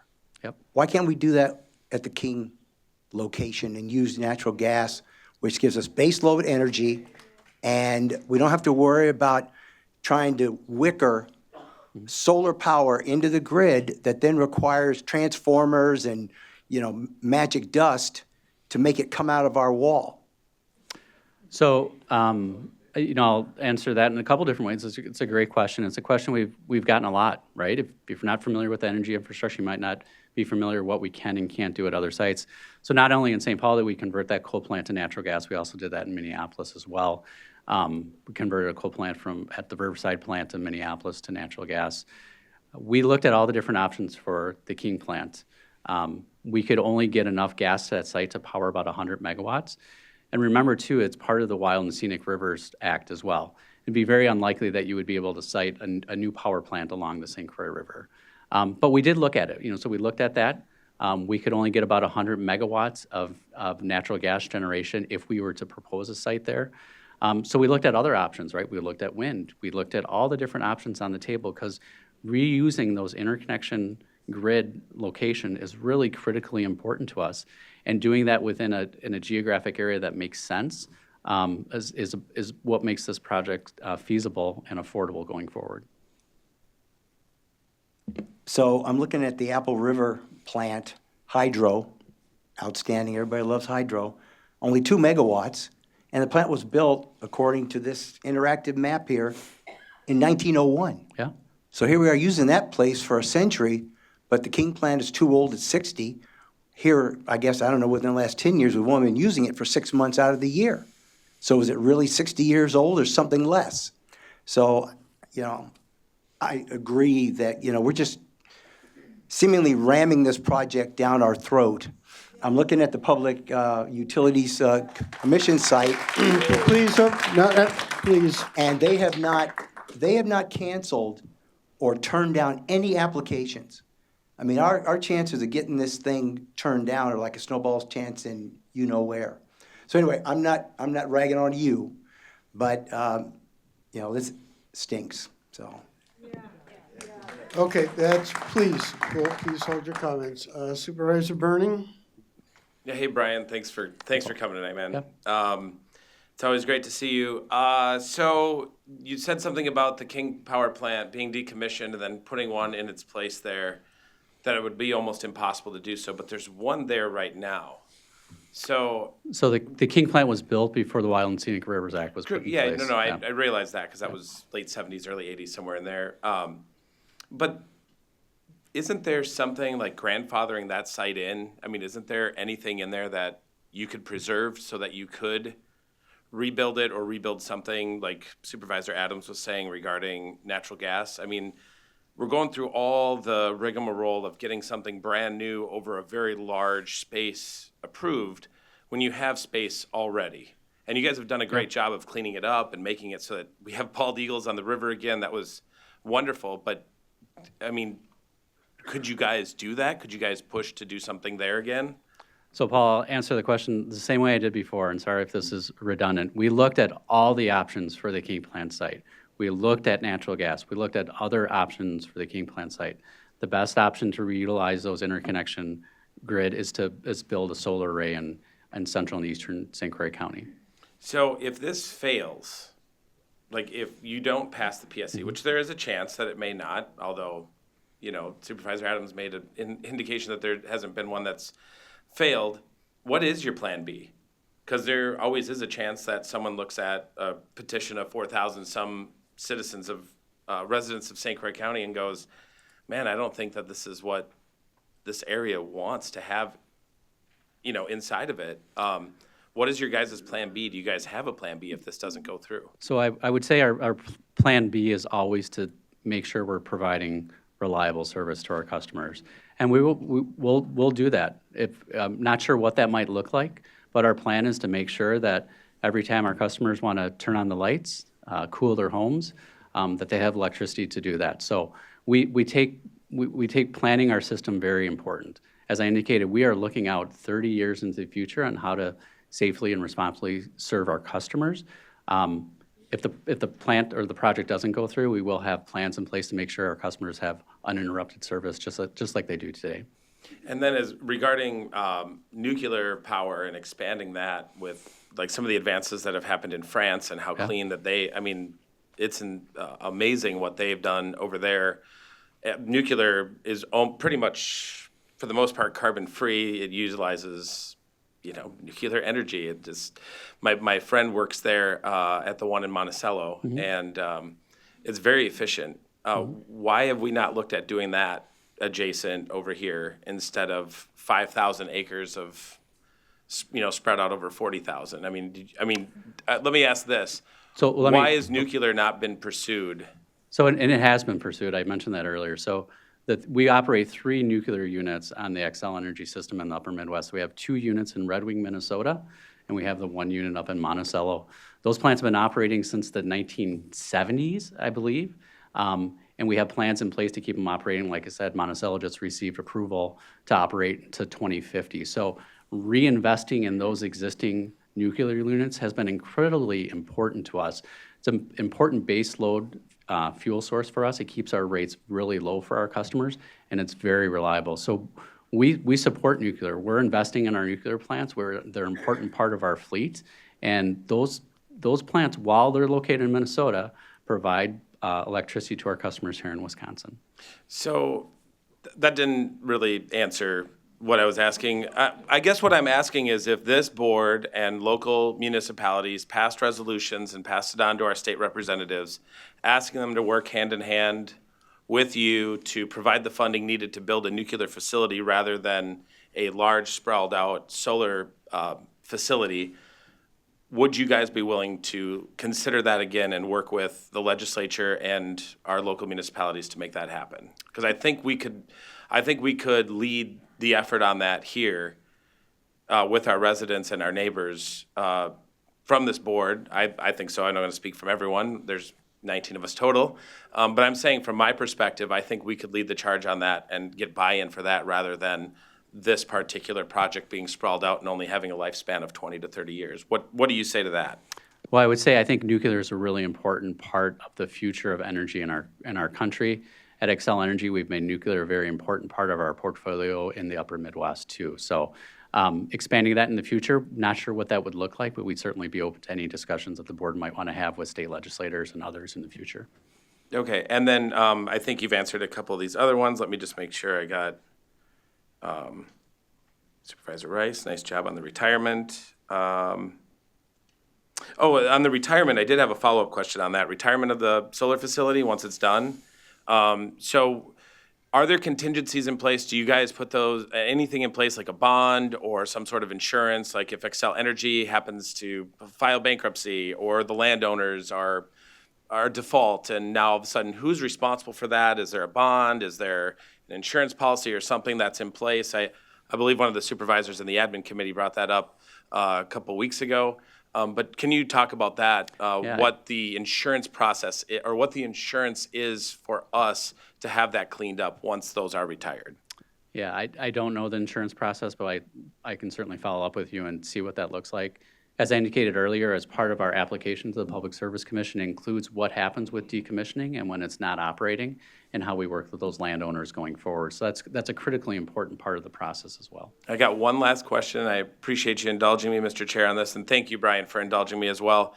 My last question is, I have not heard of a single solar project anywhere in this country, and maybe there are some, where it is all completely private funded without any type of federal subsidy for at least the initial construction of it, including private residents, businesses.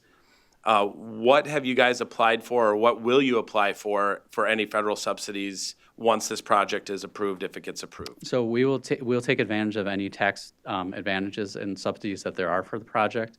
Those cost reductions are then go back to our customers in the cost of a lower cost project. But as of right now, there's no grant application in, or what does that look like? No grant application in. But once it is approved by the PSC, I'm under the assumption you will look for those subsidies? We will. I'm not sure what tax benefits there might be out there at the time. We're talking well into the future, but any of the tax advantages that are for projects like this flow back to a lower cost for our customers and then a lower cost project for our customers. Okay, thanks, Brian. Supervisor Leaf, I believe you have a question. I do, and I'm sorry for my voice. I'm wondering if Heather, Corp Counsel, could give us some information about what realistically, if anything, the county can really do in this case. I know there probably was an email, but I haven't gotten to it all. But I wonder if she could just give us what really, if anything, the county can do regarding this project. Thank you.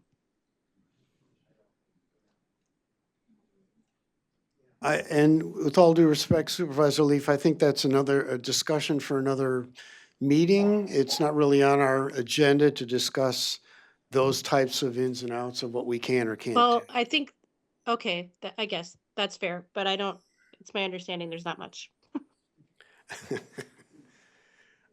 Okay, Supervisor Carlson. Yeah, thank you. The biggest complaint and worry about people I get from our constituents is the closeness to residential areas and covering farmland. Have there been studies done to see, because I know you want to stay close to Oak Park, but has there been studies to see how much it would cost to put transmission lines and put it in an area that's much more rural? Because it certainly doesn't fit the setting right next to houses. I was horrified when I saw one of the pictures where they put yellow where all the solar panels were, and there was a road going in, 10 houses, and it completely surrounded it. I mean, like forever. And so has there been a study done to see how much it would cost, and can we see that study if it has been done, so we know? Yeah, I don't know if a particular studies have been done. I know studies have been done to determine what's the best use of that interconnection site and how far you can be away from it to make it, obviously every mile you move further away, it's another mile of transmission line, and obviously there's a cost that goes up with that. What I will share about the map, and I think it's important to note, 60 days before we file the application, we do file the general area that the project be located, and it'll show the map of that location as well. And then when we file the application, I'll have more detailed information. So we are looking in a very large 30 to 40,000 acre area. So I think some of the images that have been out there haven't been very detailed enough, and I encourage the public and supervisors and elected officials to look at that map when it comes out to see where we're proposing for those final arrays. Again, we're talking to landowners in a very large area. Just for a little geography, I did my own little AI search beforehand. St. Croix County, just under 500,000 acres in size. We're talking 5,000 acres. So St. Croix County is a big area as well. And so we're talking to landowners in about a 40,000 acre of that 500,000 acre area in St. Croix County. Supervisor Counter. And I also would like to thank you for coming and Thanks, Scott. walking through this with us. I have two questions for you. One that has been brought up by some is the concern for bleeding of, is there a potential for bleeding for PFAS or other contaminants from the amount of array that's out there? Yeah, appreciate the question. Environmental concerns are one of the key things that the Department of Natural Resources will look at for any of the solar arrays. So that's part of their process to look at what types of environmental impacts there are from not only the land use, but the type of project that you're proposing, the type of materials that you're proposing, where you're getting them from as well. So those will all be a part of that study process. And I'm confident that the Wisconsin Department of Natural Resources and other state agencies will look at that to ensure that anything that's approved is safe for the community. Thank you for that. Then my second question is, does Xcel Energy then, do they have any provisions in the contract to be able to sell the solar farm to investors? This solar array will be owned by Xcel Energy Wisconsin, so we're based out of Eau Claire. My office is in Eau Claire, so that's the operating company that will own this. We've been operating there since 1924. We just celebrated our 100th anniversary in Eau Claire. I don't anticipate that changing in the future. So Xcel Energy is the owner, will be the owner and the operator of this plant. Okay, so that would be for the entire life of the contract? Correct. That they would have ownership, and the contracts themselves are provided that way, that Xcel will continue Yeah, so ownership? I think the question is getting at, so some solar arrays are built by third parties, right? They might not be a public utility that's building it, and then the ownership of that solar array can transfer from owner to owner. This is actually being owned by the public utility, and it's being used to provide electric service to our customers. Thank you. Supervisor Shirley? A couple other questions for you. Yeah. Do you have an estimated total proposed project cost? We don't. We will when we file. So Okay. we'll have all that information, the detailed application. As we indicated earlier, we're really at the front end of this process, right? I keep telling you, we're kind of like at 1B now. I think before we were at 1A, we transferred into 2025. We're kind of at 1B now. We have a lot of work to do before we file that application, including all the financial analyses that will go into that. So we will have a total project cost when we file that with the Public Service Commission. Obviously, cost is one thing that the Public Service Commission will look at, along with all the other considerations that they give for projects like this. And I know you said earlier in the presentation that your initial application is for the 350. Correct. And then you'll do a later submission. Does that first submission include a future proposed up to 650 so Public Service knows that you're gonna grow this? Or is it just 350? And then when you go for more, they could say yes or no? There'll be multiple applications perhaps, right? The work that we're doing with landowners right now is to secure those lease agreements for the entire full project, that 5,000 acres. So what that looks like in the future, I guess I don't have information on, but it could be multiple applications for different sizes of the project. You asked a question about batteries too. Certainly that's something that could be incorporated for future phases of the project. We don't have that for the first phase of the project, but that's certainly something that can be evaluated going forward. And one quick last thing.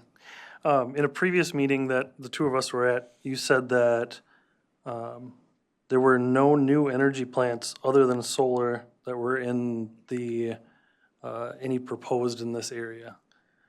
Do you think that that is a sustainable thing to do in the future?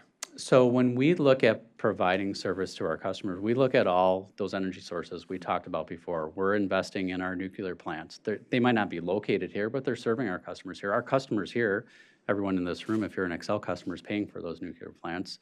Our hydroelectric plants, the 19 hydroelectric plants, we're investing in those to make sure that not only they've been operating since 1901, but that they can operate for well into the future. So when we look at all of our energy sources, it's important to look at them as a system and not as individual pieces. St. Croix County, as I indicated, we've got 2 hydroelectric plants here that have been operating for a long time. We're proposing solar. There's other solar projects being proposed in the area as well. This area doesn't lend itself for us for wind resources. So for Xcel Energy, because we serve Western Minnesota and the Dakotas, that's a much better wind resource for us, and that's why when we cite wind generation, we look to cite it in areas that we serve in Western Minnesota and the Dakotas. When we upgrade our hydroelectric plants, that's right here in Wisconsin. We've got 19 hydroelectric plants, so we do that right here.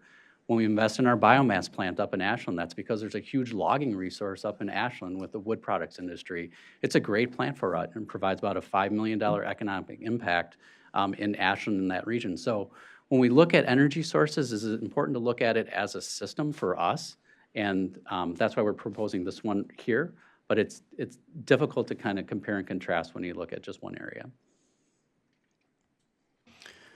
Okay, thank you, Brian. I have one final question for you.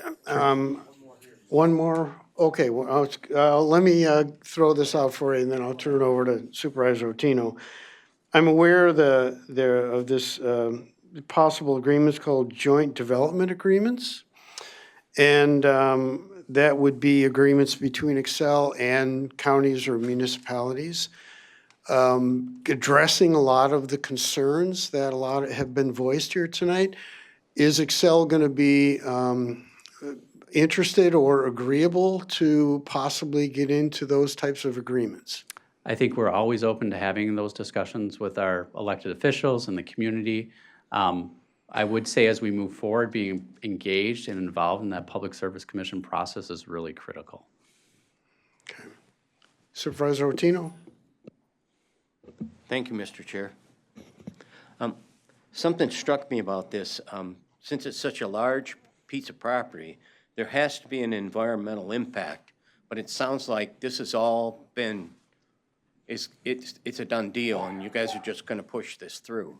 I have a real problem with the new Green Deal that's going on in the administration, and we don't have any say of it. We have 3 guys in Madison determining the future of that piece of property in this very heart of our county, and they're 275 miles away. We have no say. I would like to see that the county has a voice in that decision, because right now we're being railroaded. Okay, please hold your applause. I would please. appreciate if you could see if we could get some local representation in some of the decision-making. So to answer your question about environmental impact statement, so as we noted earlier, the Public Service Commission process is very thorough, includes a review from the Wisconsin Department of Natural Resources. So there is a very detailed environmental analysis that's done on projects like this. Thank you. Any other final questions? Okay, Brian, thank you very much. Thank you, Our Chairman. intent is not to be confrontational. Not at all. Just so you know. Appreciate your time, and but please we reach out with more appreciate your information. presentation. We appreciate the information. At this point, we're going to take a real quick 8-minute break, and we'll come back at 7:10, please.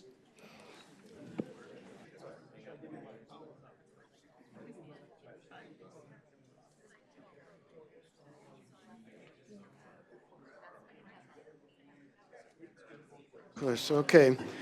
We're going to have a slight change in the agenda. Our CASA presentation from Sean Kinsella is going to hold off until the annual department reports. Thank you very much, Sean, for your consideration, so that we can move on to our county administrator's report and our business items, so we can move ahead with those.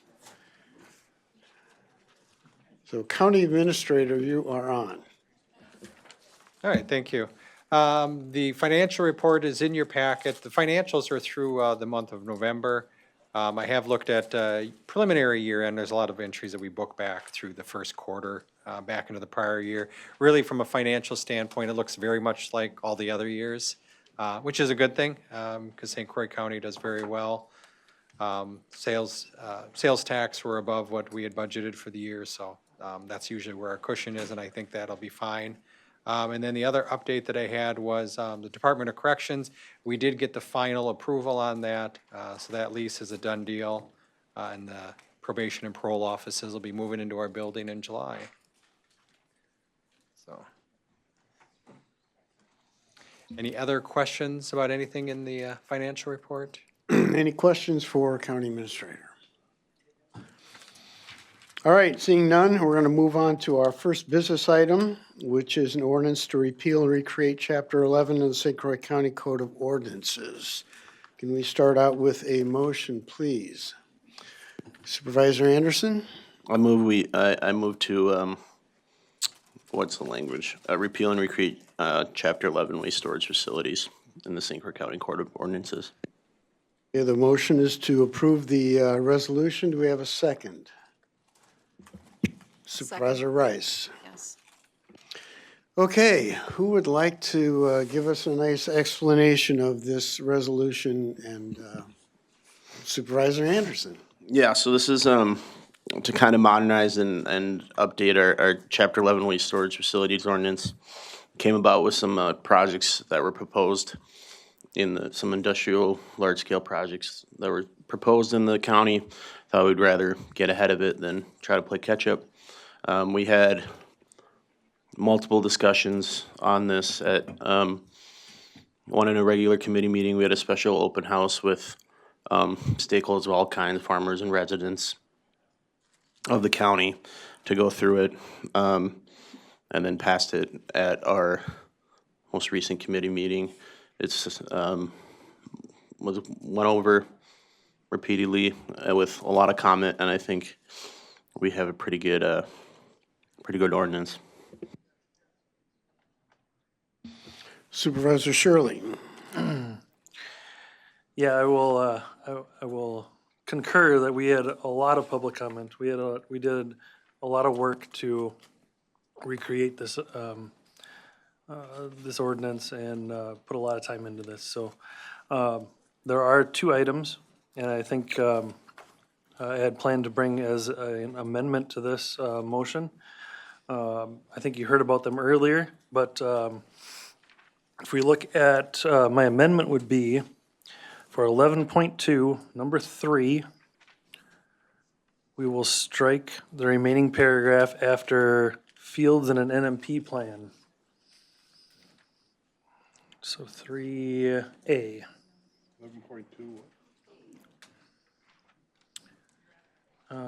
In the A section, not what you have highlighted there.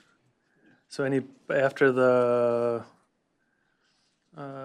that strike through of every 4 years, that fields, from there on, strike the rest of that. So that will, the public comment you heard earlier with fields in multiple NMP plans, that would take care of that issue. I think that you heard public comment earlier about that. I can't explain it any better than they did earlier, so good job with that. Our second item for the amendment would be 11.3 in permits and applications, letter D, 2.3. So we would omit the rest of the sentence that says, and include the SNAP Plus database.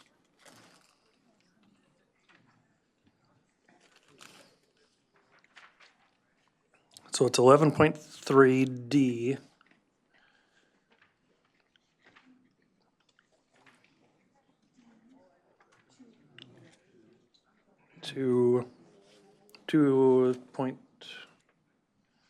It's an operation permit, so I think it's down further. There we go. And then number 3. And that last part of the sentence there, the and include SNAP plus database. Let's strike that.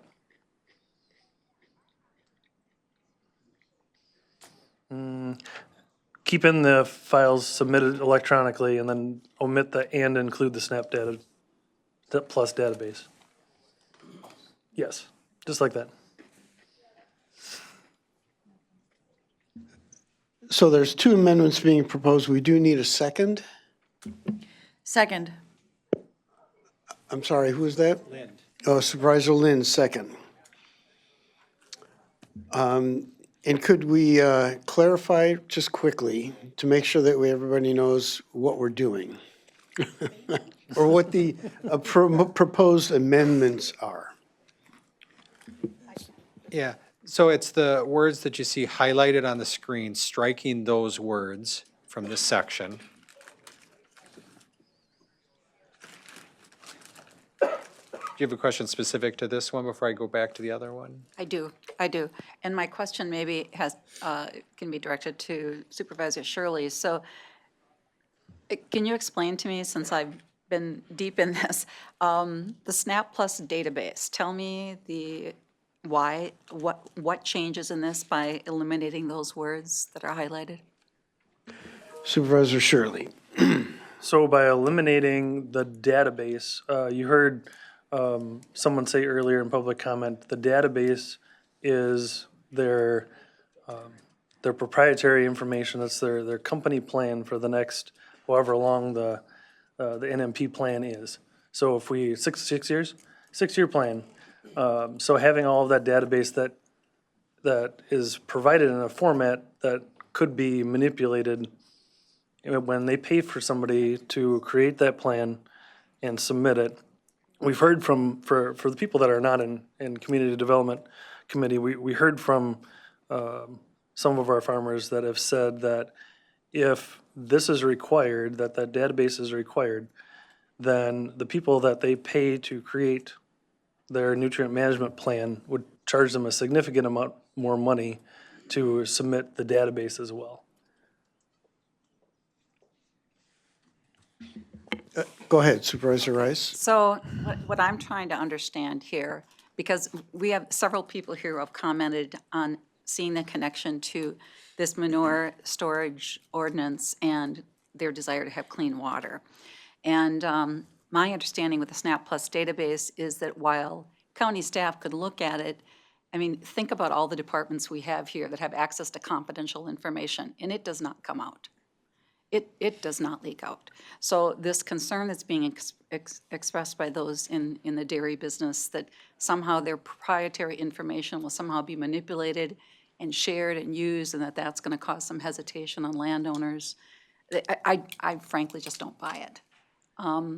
It is, I think, an over-response to a small ask, to ask for that elimination. So my concern is we've worked really hard on this overall chapter. I don't know that we'll ever come to 100% agreement between those that are arguing to continue to support our dairy business in their desires and those who want clean water. We've worked pretty hard on this. And we have a good chapter right now. Primarily what all of this does is it stops manure from being transported into the county. That's, from my vantage point, a lot of this is detail, but that's what we're stopping to do with this chapter. So if we open up this box and we vote for these amendments, I would say we should go back to committee and tweak a few other things that could be clean water protections. So that's my view. I see Supervisor Leaf has her hand up. I would like to invite our Community Development Director to address both of these amendments to get a little better background, if I could. Thank you, Mr. Chair and members of the board.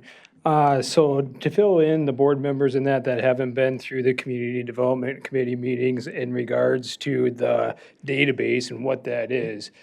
So currently, our staff are getting a large array of different nutrient management plan formats. Basically, everybody does them a little bit different. The SNAP Plus program is the state-approved program by DATCAP. and that for the nutrient management planning process. And so what the database does is instead of having a checklist on each field, it's more of like an Excel spreadsheet where you can see all the fields in that nutrient management plan at a glance. It also allows us to get accurate sediment and phosphorus losses over those fields and that over many years, whereas the checklist just takes an average loss of the sediment and phosphorus based on their crop and what they've been growing year after year. So that crop adjustment and that can make it off. And with our county land and water dollars that we've done in 2024, we did roughly $400,000. And that can help us identify areas or fields that maybe have high phosphorus loss, high erosion, and that to take and do more best management practices on the landscape. And that'll be in that database, as it'll kind of highlight those outliers that are not necessarily the best fields that we want.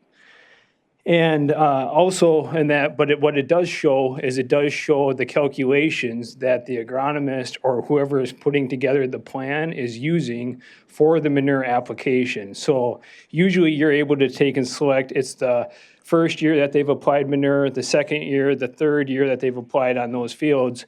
And from what staff have seen is all of the time the agronomists pick the first year because then everything works out and it's approved. And that in the checklist and in the SNAP program, whereas reality, it maybe has seen manure applications many times. And so that helps us to take and get accurate information because otherwise in this program, you can tweak the information and that to make it fit and have it checked. And I will say that this isn't green, it's go, red, it stops.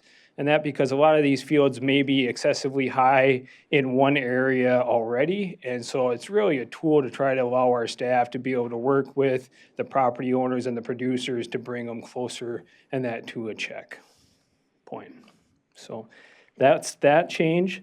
The other change is in regards to having the field in two different nutrient management plans at the same time. With farmland preservation, the property owner maybe is submitting the nutrient management plan to get a tax credit, and the producer was submitting the same plan. The proposed text said that each one of those plans would then match because really our application should be exactly the same because the property owner's renting out that property to the producer. The public comment that we heard brought up the farmland preservation. It also brought up economical concerns and that for transporting the waste, and that's generally one of the main issues why we see fields getting excessively high in phosphorus is because it costs a lot to take and move the manure, or there's implications with doing a drag line, and then the crop change and that they're constantly amending the NMPs every year for what the crop actually gets. So let's say we get a really wet year and we were going to take and plant corn on those acres but we couldn't get in there in time to plant corn, so that the farmer had to switch it to beans. They can amend that plan at the end of the year and that so that it reflects actual T loss over the years. That's a summary of the changes. They're really policy changes. Our staff can move forward either way, but that's the reason why the proposed draft was written the way it was. Other discussion, Supervisor Lind. I think one of the. Sorry, no, I'm sorry. I needed to let Supervisor Leaf go first. I'm sorry. Oh, sorry. Apologize. It's okay. Sorry, Lisa. I had a question because there was somebody in public comment that said that even if this is passed, that it would be outdated. And I don't understand what that meant and is what that means and if it's related to the cloud or what. Can you shed light on that, Jason? Yeah, so the state is working through switching Snap Plus, this approved software, to a cloud-based platform in the next year or two. And that we did amend on that, the ordinance, to say the state-approved system or an approved system by county staff, I believe. So that would be covered in that if that change caused any heartache or hardship. Supervisor Lind. I think another one of the concerns that's even bigger with the SNAP Plus is the fact that the program is editable and that there's no secure way for them to send in their 6-year business plan. It becomes part of a file that people can request, and there's ways to manipulate it. And I think that the farmers want their property that they submit protected from the ability to edit it. Is there a way to lock it? Not that I'm aware of, so. Okay. And that, I believe that our staff actually wants to be able to get that information and be able to use it for calculating our phosphorus loss for the St. Croix TMDL. And so we want to be able to use that information and help the producers. So we're actually considering doing some training for nutrient management planning and how that can be done. But that'll be something that'll be coming after this ordinance. Or a subline thrown in that then becomes part of an editable place, but that the program itself is not violated, the plan. Correct, and so that's where we're kind of on that line. We're not saying that it's got to be approved by SNAP Plus either. You know, we just don't want to check all the boxes. We're really trying to consider the water quality impacts and that may be from a field that's high. Like I said, it's not a green or a red, and that we're going to have fields that are excessively high that have had bad BMP practices over the last, 10, 20, 30 years. And so can we help them, and that when funding becomes available to help them cost share some projects, and a checklist doesn't give us that information that we need, and that in order to be able to help them with T-loss or the soil loss on the field. Supervisor Hanson. Am I on? Okay, so there's a fundamental that I'm seeing here that I don't think we're covering. It's not, I think we're getting into the weeds. And the fundamental is that it's kind of a matter of respect that the people who are the business people that have this proprietary property, this intellectual property, have asked that they don't want to turn it over. And I think the next and appropriate question would be, is there a way that we can cooperate to get the information we would like to get to calculate TMDLs in a manner that you find more palatable, and not do it ham-handedly. That would be my preference, that we pass this amendment, that we honor and respect the people who run the largest industry in the county, and then we ask them, would you please help us collect the data? They're going to submit their report electronically, presumably a PDF. We're going to get data on how they're spreading the manure in the fields. Presumably it's going to be an improvement from what we've been doing for the last period of time. And then we can say, Steve and everybody else, what can we do to improve? Because we would like to find a better way of doing it than what we just passed, and would you help us? And I have a feeling that they probably would, because I respect these guys, and I know that they have their best interest of the community in mind. So I say, please, let's pass this and move on.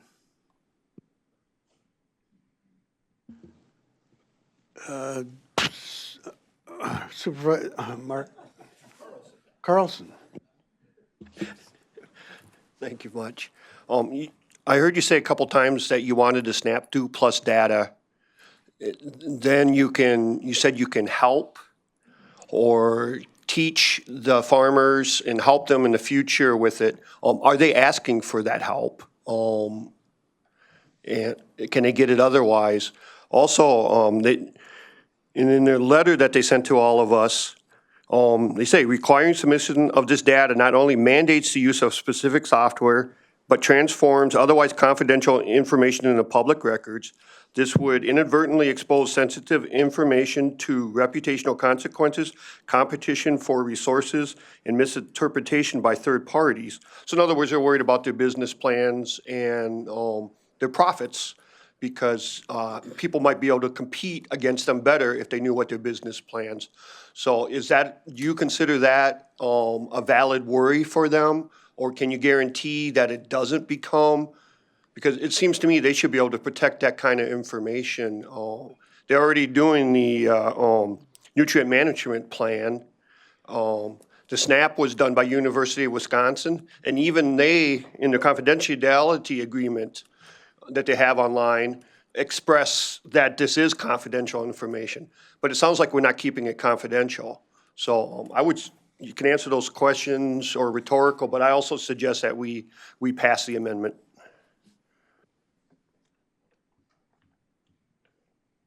Okay, Supervisor Shirley. I forget sometimes that, not everybody, we've gone through this so many times that not everybody was there to see it. But, our largest producers, our CAFOs in the county, have this requirement for the database, and all of this is more rigorous than what they need to go through. The best thing that our county could do would be to put more farmers would choose to turn in nutrient management plans.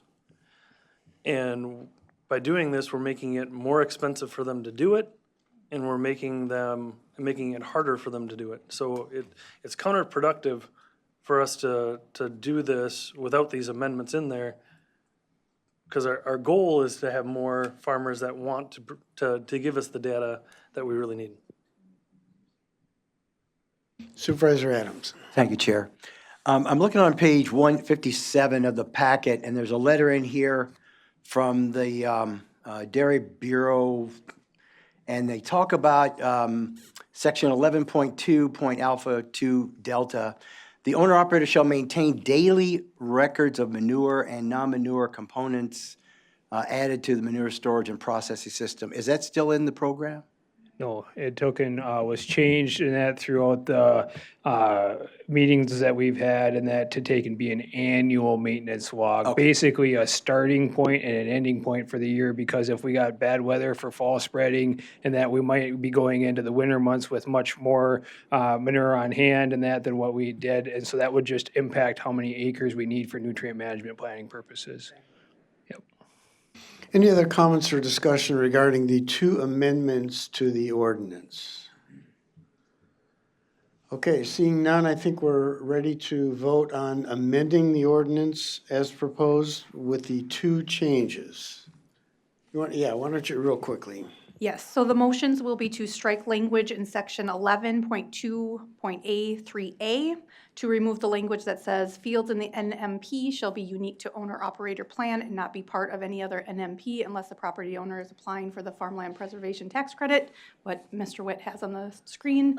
Also, in this case, the operator and property owner shall submit matching plans to avoid confusion. And also strike language in section 11.3.D2A3 to remove and include the SNAP Plus database. Does anybody have any questions on the amendment? Okay, we're ready to vote.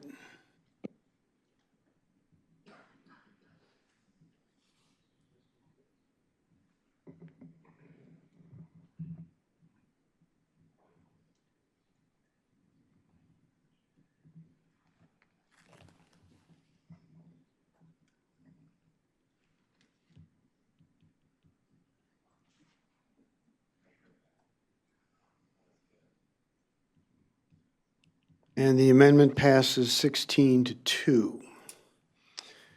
Okay, now we're back to the original ordinance as amended. Yes, sir.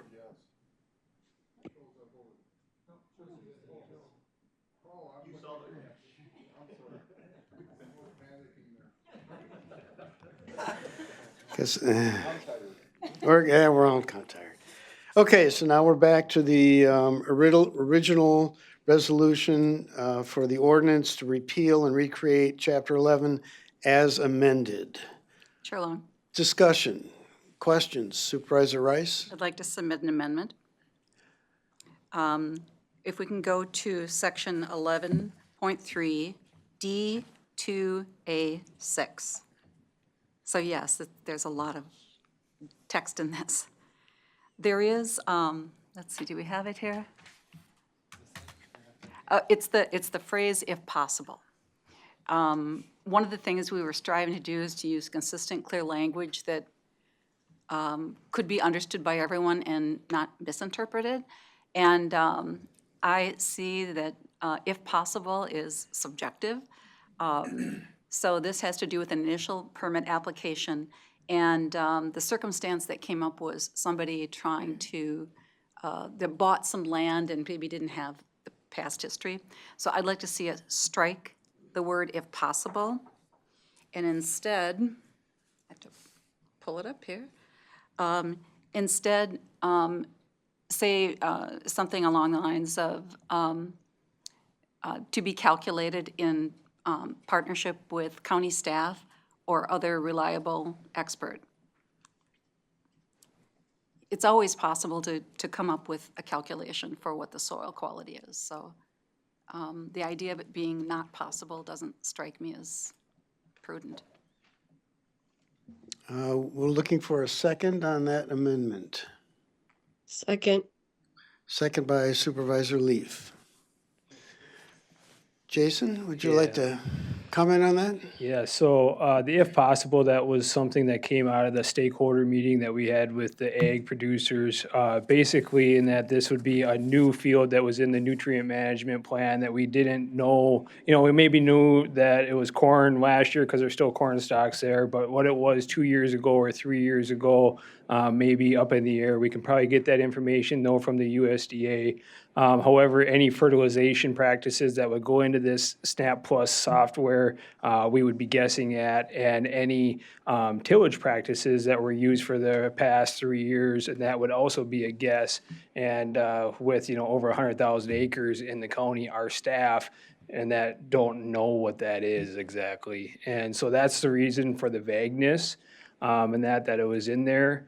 But, and that we can try to help and assist in that, we're just not gonna be able to fill it in accurately, and that you're probably gonna have to go back to an old producer. Now, if that acreage was in a previous nutrient management plan, it's easy, because that acreage can just roll over into the new plan. It's for the acreage and that for the smaller producers, and that may not have been included, or maybe came out of soil bank or CRP.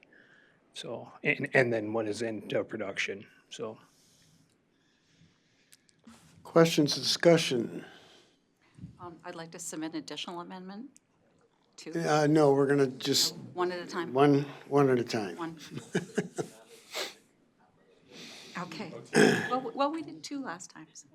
Okay, seeing no additional discussion, we'll vote on this amendment to the ordinance to strike, if possible, and it went away. Oh, there it is. Go. I'm sorry, okay, Supervisor Anderson? I think what would be, I understand not wanting the vagueness, but I think, and I know this original one would have to get stricken and then we'd have to take it up again, but something that reads data to represent baseline conditions unless no data is available would be more appropriate here.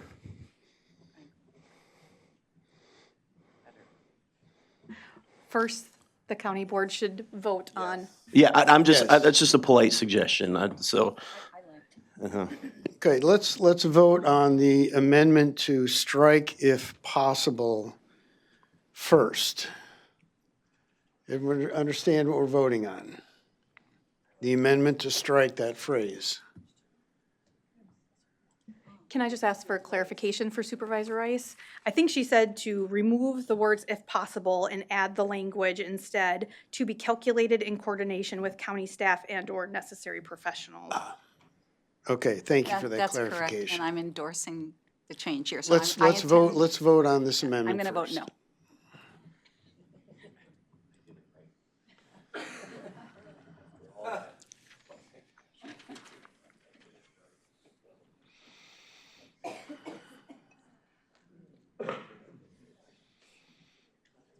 Okay, that motion fails 2-16.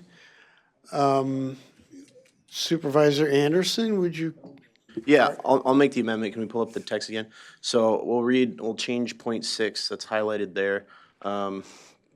To read, application data to represent baseline conditions unless no data is available, period, instead of if possible. Well, I need a second. I'll second. Supervisor Rice? Any discussion? It's getting easier as we get tired, isn't it? Okay, we're ready to vote on the amendment.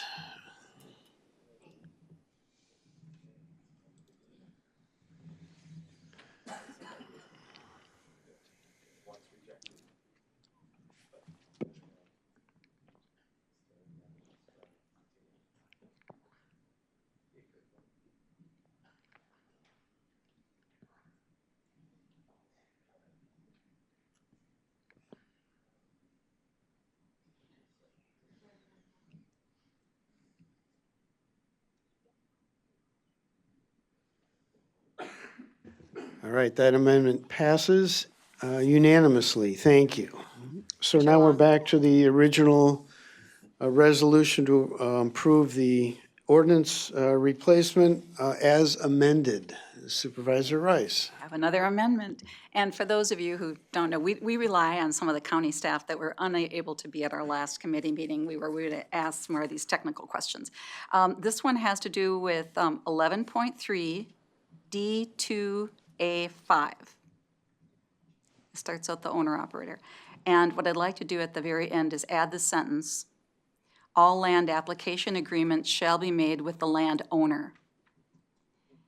And while this is very much in the weeds, what we were hearing was that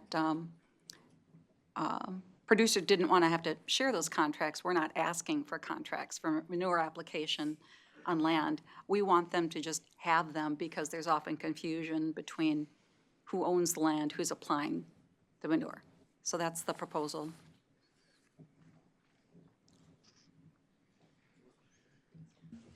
Okay, we'll need a second on that for discussion. Supervisor Leaf? I think we could use a little more explanation on this change, please. Jason, would you like to Sure. enlighten us? I if you can kind of try to get at what Supervisor Rice is looking for. So the idea behind this change or this whole provision is that the manure facility, manure processing facility, and that a farm, if it is, and that they would actually have an agreement in writing certifying the amount of acres in their nutrient management plan. And so she is changing it from the owner-operator, I believe, and that to the property owner would have that agreement. As these dairies get bigger, there are some new business models out there and that for how to handle their farming operation. And so sometimes they don't even crop the acreage themselves. They just contract with a grower or another farmer to produce their crops, and then they use that same acreage base and that to spread the manure on. And so with doing that type of business plan, and that they can get big quick in that, they can have a lot of acres in their nutrient management plan. However, is it actually accurate that they've got that acreage approved for spreading by the property owner and even by that grower that's farming that particular field? And so that was the reason in that for considering having some agreements. And of course, if it's, not something that our staff is questioning, they're probably not going to run down every single nutrient management plan field and make sure that we've got that agreement. But if things just aren't adding up and all of a sudden we're seeing other fields in their plan starting to increase in phosphorus, and then we'd be asking questions. Why is that phosphorus increasing? Is it because those fields are the closest to the farm, low-cost areas to spread, or is it because we really don't have as much acreage as what we think in the plan, or as what is being claimed in the plan? Supervisor Shirley.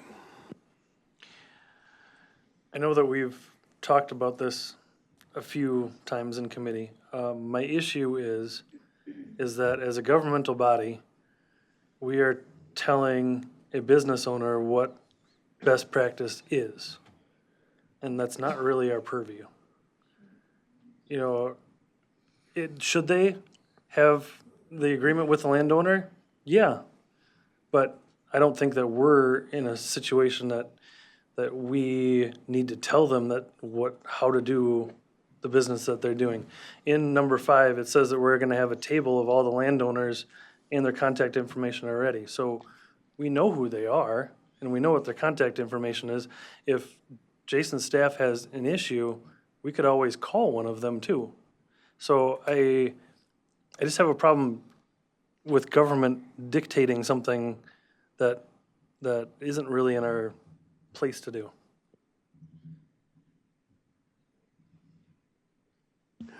Supervisor Van Summeren. Thank you, Chair. I guess I don't see that as dictating that. You know, if we're interested in clean water, which we are, and I think the producers are interested in that too. I think there has to be some accountability. The accountability would be that indeed there is enough land to spread on, there's enough land to put this amount of manure on that amount of manure. I think that's why there has to be some way of getting that. And maybe you're right, maybe the supervisor's right when he talks about the government shouldn't tell people that, except the government at the state level, the town level, municipal area tells us the very same thing all of the time. That is part of government, because government is concerned about the outcome. So I think we should leave that as it is. Thank you. Supervisor Hanson. Perhaps it's important to see these agreements to know not only that the grower has the agreements, but that the other landowner has acknowledged them and has agreed to them. Because you want to see two parties, that somebody isn't just saying, I would like to spread over there, but that they've gone out, said, hi neighborhood, do you need nutrients, and made an agreement. Not what the agreement is, don't need to know what their private business is, just that there is an agreement.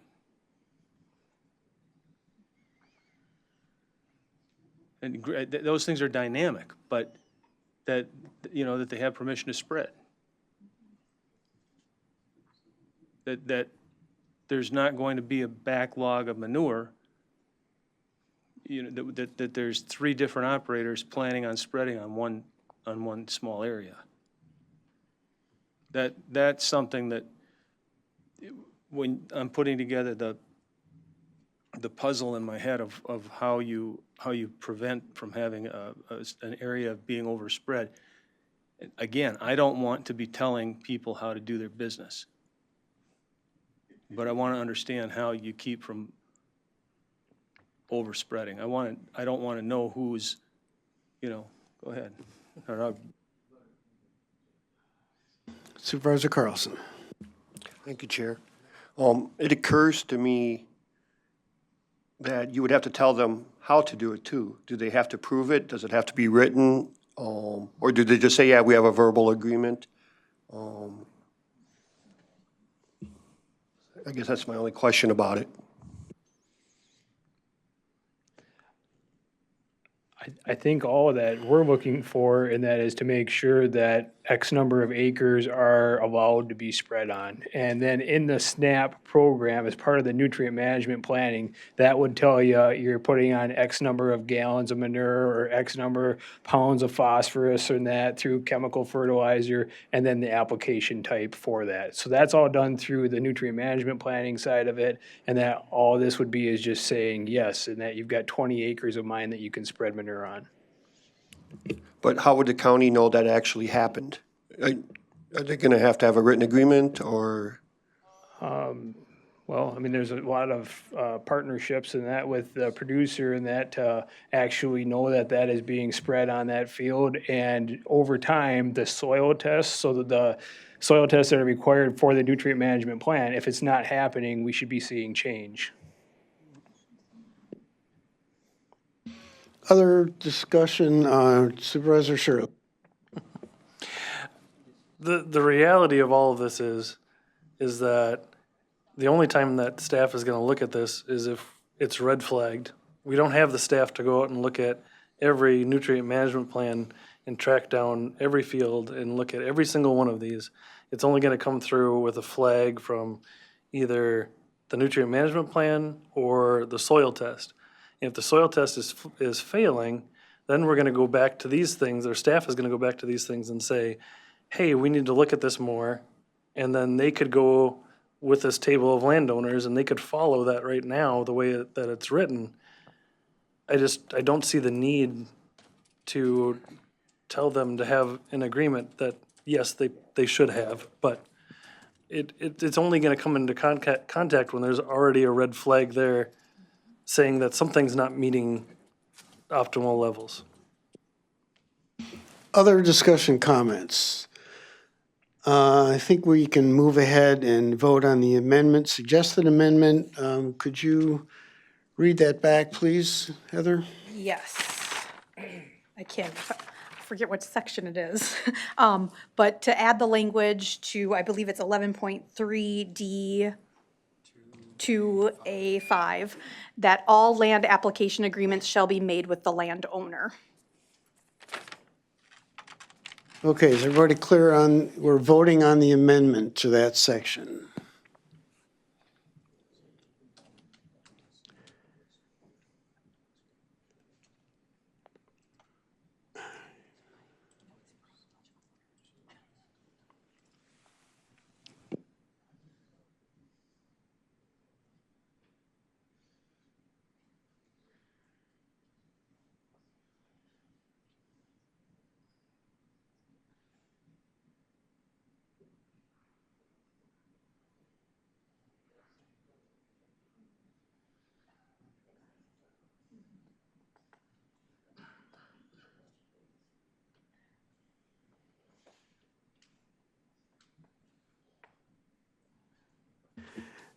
And that motion fails 15-13. All right, we're back to the original resolution to approve the ordinance replacement as amended, as we've already agreed on. Is there any other discussion or any other comments? Good. Seeing none, we're ready to vote on the ordinance to repeal and recreate Chapter 11 as amended.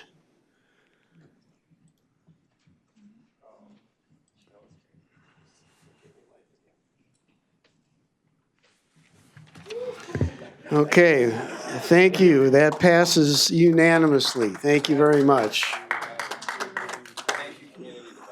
Yes, I will also commend the Community Development Committee and the department and staff.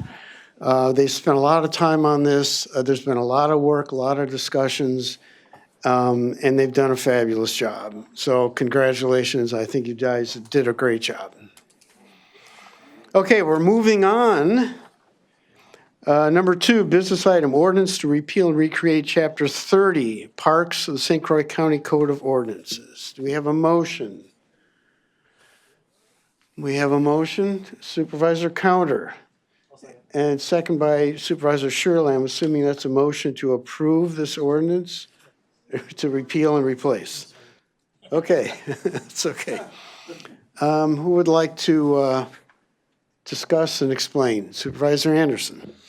This is a update to the parks ordinance. It allows some seasonal long-term camping with restrictions for like the quality of the campers in there. You know, no one's camping in their van there, but just to allow some of our, I guess, emptier areas of camping to be used. It also, am I missing something significant here, Jason?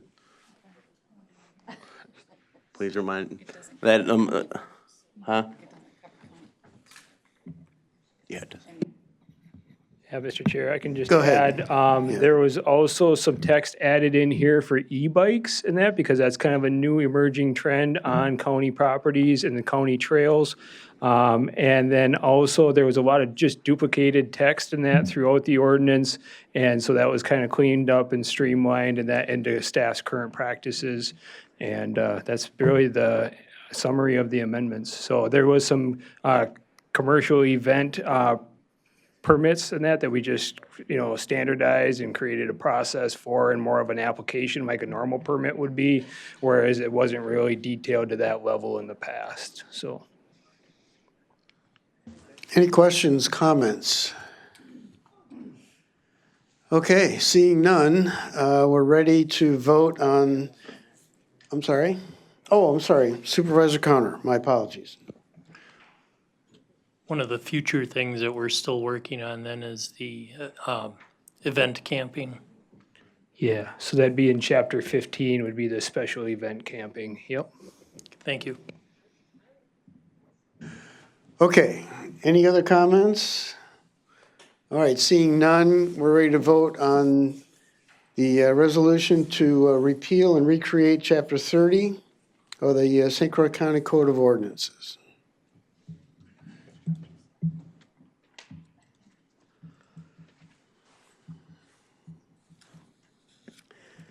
Thank you. That passes unanimously. Thank you. All right, move on to our third business item, establishing St. Croix County legislative priorities. Do we have a motion? Motion to approve. Do we have a second by Supervisor Fiedler? Who would like to describe this? Supervisor Burning? Yeah, thank you, Mr. Chair. So this is an exercise that we did last meeting to establish the priorities, and then we just took them at the admin committee and rallied around them, and here they are today. So we're taking about an hour of work that we did, taking the WCA priorities and establishing those that we're making a priority as a board here at St. Croix County. Supervisor Connor? One of the things too during the admin meeting that we also discussed some of the things that were pertinent also directly more towards St. Croix County versus the state program. And Supervisor Burning, you may remember the things that we discussed on that too. I mean, I don't, so there's that. But I don't know if that's not, yeah, why don't you, if you can fill that in, because I don't remember what we talked about, because I don't think that's on this. It is, so it number is. 6 on there. So number 6 is not one of the WCA legislative items. That's how come it's labeled a little bit differently. SCC is for St. Croix County. Resolution 44 that we passed last year. This one was more particular to St. Croix County, an issue that we have with out-of-home child placement costs that WCA really hasn't picked up on yet. So admin had made the to add this one on, and they had pulled one off, and that was related to circuit courts being able to have certain types of cases via video conference. When we talk to the judges, it might be an issue more in other counties. It really probably is not in our county.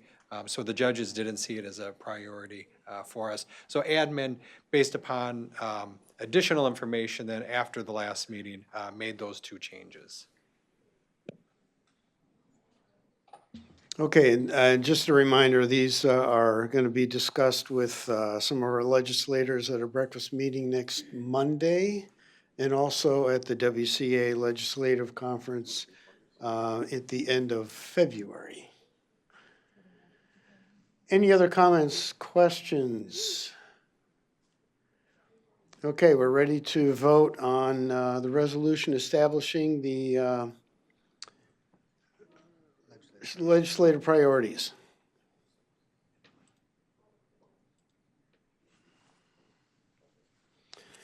Thank you. That passes unanimously. All right, we'll get our last and fourth business item, resolution amending personnel policies. Supervisor Burning, I'll make a motion to approve the resolution amending personnel policies. and a second, Supervisor Counter. Supervisor Burning? Yeah, thank you, Mr. Chair. So this is just part of the standard operating procedure that Audrey's been working on, cleaning up our policy handbook and some of the other items inside of HR. So it includes like IT's acceptable use policy, some proposed changes there, jury and witness leave, and then the benefits policy. And if anyone has any questions, I hope Audrey's still here after a long meeting. She hasn't gotten Chipotle yet. Yeah, if there's any questions, we can address them to her. But otherwise, this is just standard cleanup that we've been doing throughout the last couple of years. Any questions, comments?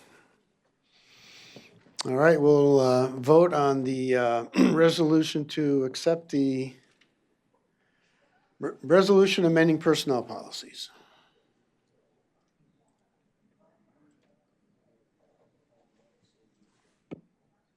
Thank you. That passes unanimously. We're getting good at this now. All right, that takes care of our business items. We're going to back up now. We kind of delayed the report of CASA and St. Croix County Annual Report. Thank you, Sean, for waiting until we were needed to get through a couple items. So thank you very much. Good evening and Happy New Year. If you haven't heard it before, you guys are all angels for what you do. So I'm the Executive Director for the Court-Appointed Special Advocate Program, and I'm just here to give you our annual report. I also sent out our published one, which is a little bit different. So I did a deeper dive, but I also pulled out various items that I thought would give you a greater insight. So if we can go to the next slide. So every year, of course, we have strategic plan, and we look at key performance indicators. And one of ours is about advocate retention. How long are we able to retain our advocates? We ask the advocates to commit to about 2 hours a week for an entire year working with children. And we have about an 80% retention rate. Really what we're finding is the biggest cause are family issues with the advocates. A lot of our advocates are retirees, and they're struggling with parents who have cognitive issues, and that's really pulling them out. So that's quite honestly, or we have a lot of knee replacements as well. So those are really the issues where we lose people on. They are staying on past their year, and they're often taking on multiple cases too. So we're just doing a great job with that recruitment and retention. Our total special advocates were 31, and we served 50 children last year. And out of that, 10 children were also placed in what we'd call a safe, stable home. That could be with a family member. It could be returning to the parents. And then our board had a goal to recruit 2 new board members, and they accomplished that as well. Next slide. So if you haven't heard, we did get approved for the Victims of Crime Act funding, and we have already started that. We have about 10 individuals right now that are identified, and our data is actually due to the state next week. We will be providing those services that are outlined there, and we're really targeting the families and the children that are within juvenile court. We're not trying to duplicate what exists with the county. So if there's any questions, I'm just going to keep going because I know it's been a long day for you. So I do want to show you what our budget looked like for actual and performance. I'm going to just draw your attention right down to that bottom line. Our goal this year was $236,000, and we came in at $266,000. Our revenue is pretty solid. I don't think there was anything in there that hasn't been accounted for yet. It is our expenses that are really more fluid yet. We have not closed the year out. So if we can move forward, then we'll go one more slide, thank you. I want to draw your attention down to total expenditures. So our targeted total expenditures were 222, and we actually came in at 169. Part of that was some staffing changes, and then part of that is I'm just really frugal. So I don't like to give up money very easily. I had a joke about it, but I'm going to keep going. So these are bullet points. This is not an actual tabulation here. So when I presented it earlier, they called me out on that. So what I wanted to really direct you to are the first two, direct contributions, and then organizational contributions. What we saw was this year we were budgeted for more direct contributions. We actually received less direct contributions, but we received more organizational contributions. So at our gala, Stand Up for Kids, which is scheduled for May, it happens in May, what we saw is more organizations came in and bought tables, but then there was less contributions individually. So we ended kind of netting out where we thought we'd be. Grants, this is probably one of our, what would you say, crystal ball things that's really hard to look into. One of the things that I would say, though, is we did get 2 grantors. There's about 4 big grantors that really serve St. Croix County area. So 2 of them have stepped forward and said that they're going to continue, that we're on their continuation list. So we'll just have to submit, and we'll come up with a growth plan. They said, give us 2 years, and we'll establish your growth plan. So that's exactly what we wanted to happen. If you're not aware, the other organization is Bremer Bank is currently merging with Old National Bank. So what will happen with this is at the end, when it's all said and done, some of the money from that merger will go into the Otto Bremer Trust. Otto Bremer is really one of those great trusts that give money out to Wisconsin, Minnesota, North, South Dakota. And we're all extremely nervous about what that'll mean. They're not taking grants right now. So we would have applied in October. We're still in a holding pattern, waiting to hear what those trustees decide to do with that. And we just don't know. We know at this point that one of the big issues will be, and they've stated that on their webpage, is that they're not going to fund young organizations moving forward. So we are moving into our 4th year here, but they're going to start with year 5. However, we've been funded, so maybe we'll be grandfathered in. But that's the big thing that I don't know yet. And so that's also partly why our grants are lower, is that we were not able to apply, and we're still waiting to see what will happen to that. As you can see, we came in 30,000 above target, and my margin was around 97,000. And again, that was some staffing. We were going to hire full-time staff at the beginning of the year, and we didn't do that until October. So we keep things fluid, and we watch what's happening, and we make sure that we're responsible. So that's that big margin. As I said, the two foundations have accepted us. We are going to continue to focus on the victim compensation. This will be a big program for us in that it'll create stability. So this grant that we got from Wisconsin is a 3-year grant. So every year we have to reapply, but in essence, once you get it, the next 3 years are funded at that first grant amount. So we received $38,541, I believe. So that'll carry us forward for the next 3 years. We're going to continue to work on serving children. A lot is changing in child protection, so we didn't want to put a growth factor on at this point.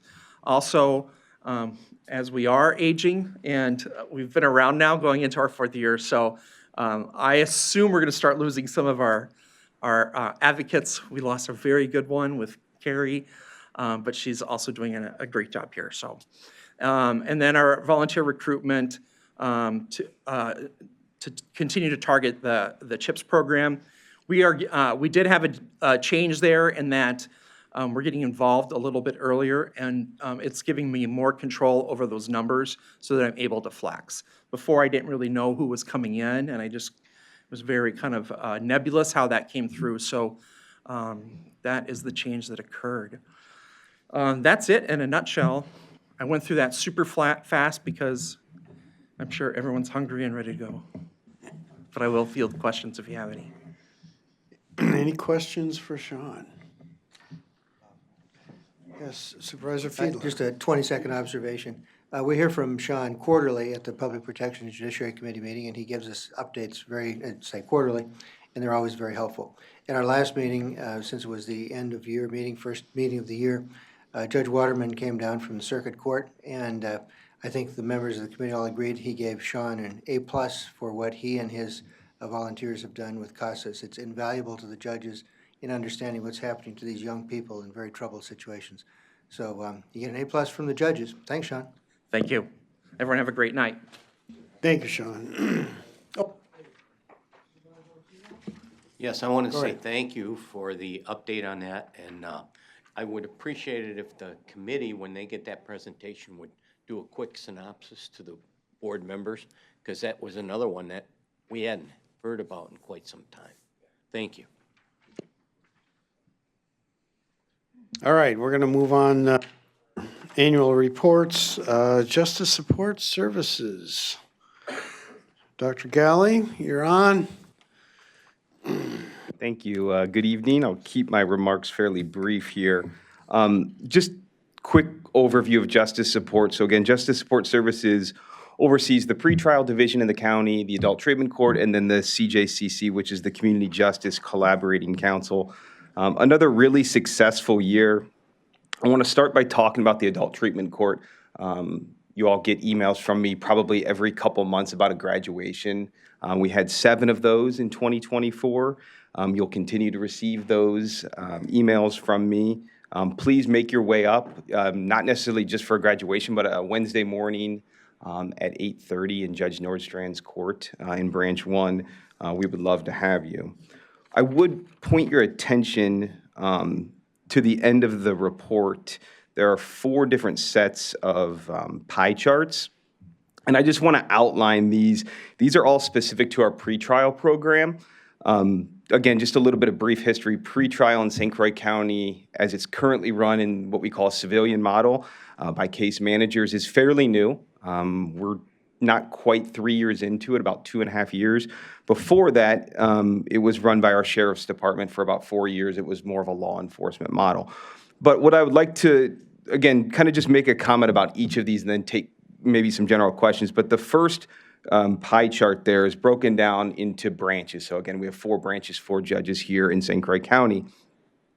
What that first kind of pie chart looks at is what I would say is a pretty even split for the most part. Our judges are all using pretrial services. There's some variation there. Certainly Branch 3, which is Judge Needham, has more cases with us than maybe the other 3. But for the most part, all judges are assigning cases to us. If we go to that next one there, what we're looking at there are levels of monitoring. So we have levels 1, 2, 3, and 4 as far as when people are assigned to us pretrial, how we monitor them, how closely and how actively we monitor them. Level 1 really isn't a level, it's no monitoring, so we can kind of just remove that. Level 4 is going to then be individuals who are at the highest risk to public safety as well as to not return to court. So 40% of the individuals that we monitor on pretrial fall into that higher risk category, which is again determined by our public safety assessment. It's a risk assessment tool validated nationally that we use. That's really good. That means we're monitoring the correct people per the tool. And then the judges then take that into consideration. Ultimately, the discretion is left up to each judge to make that decision. Stop me if you do have questions.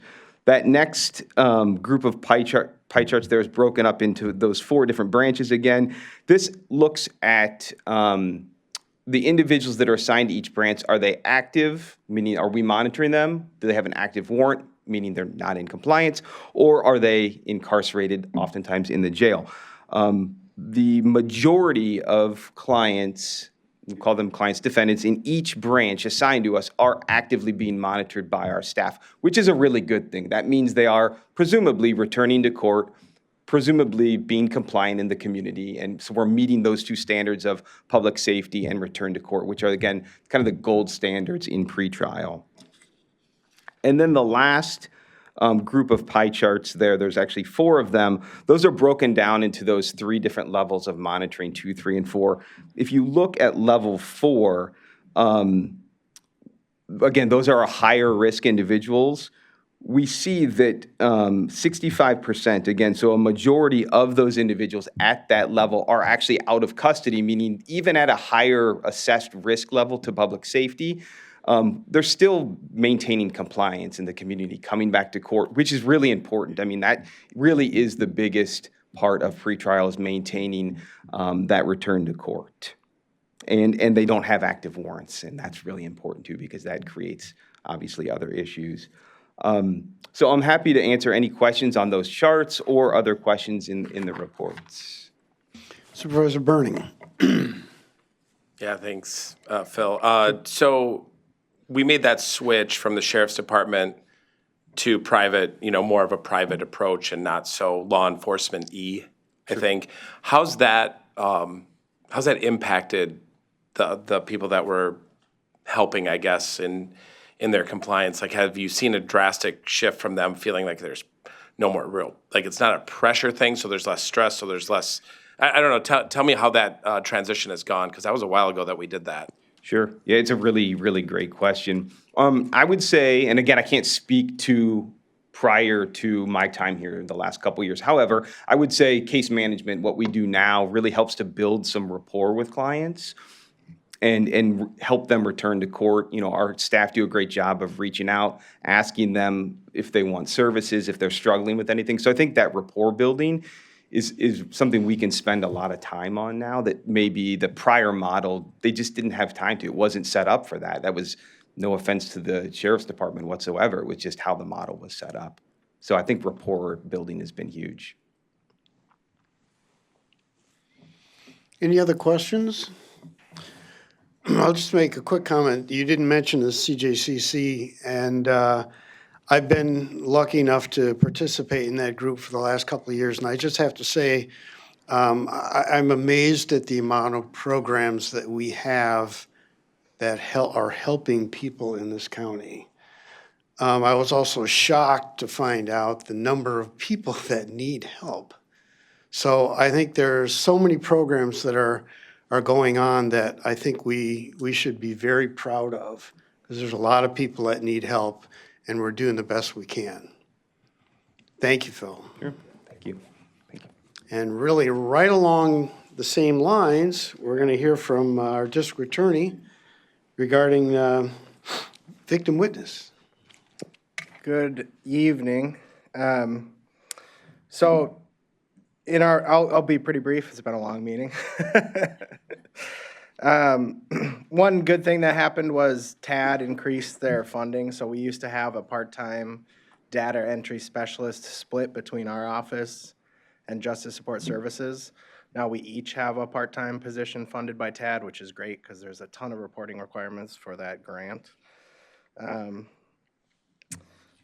Nothing unexpected really in the budget. We did lose a federal crimes victim grant, which allowed, or it was a grant for our victim witness to assist non-victims, like just general members of the public, get restraining orders. We lost that grant, so we no longer do that for non-victims. We still help victims of crime get restraining orders.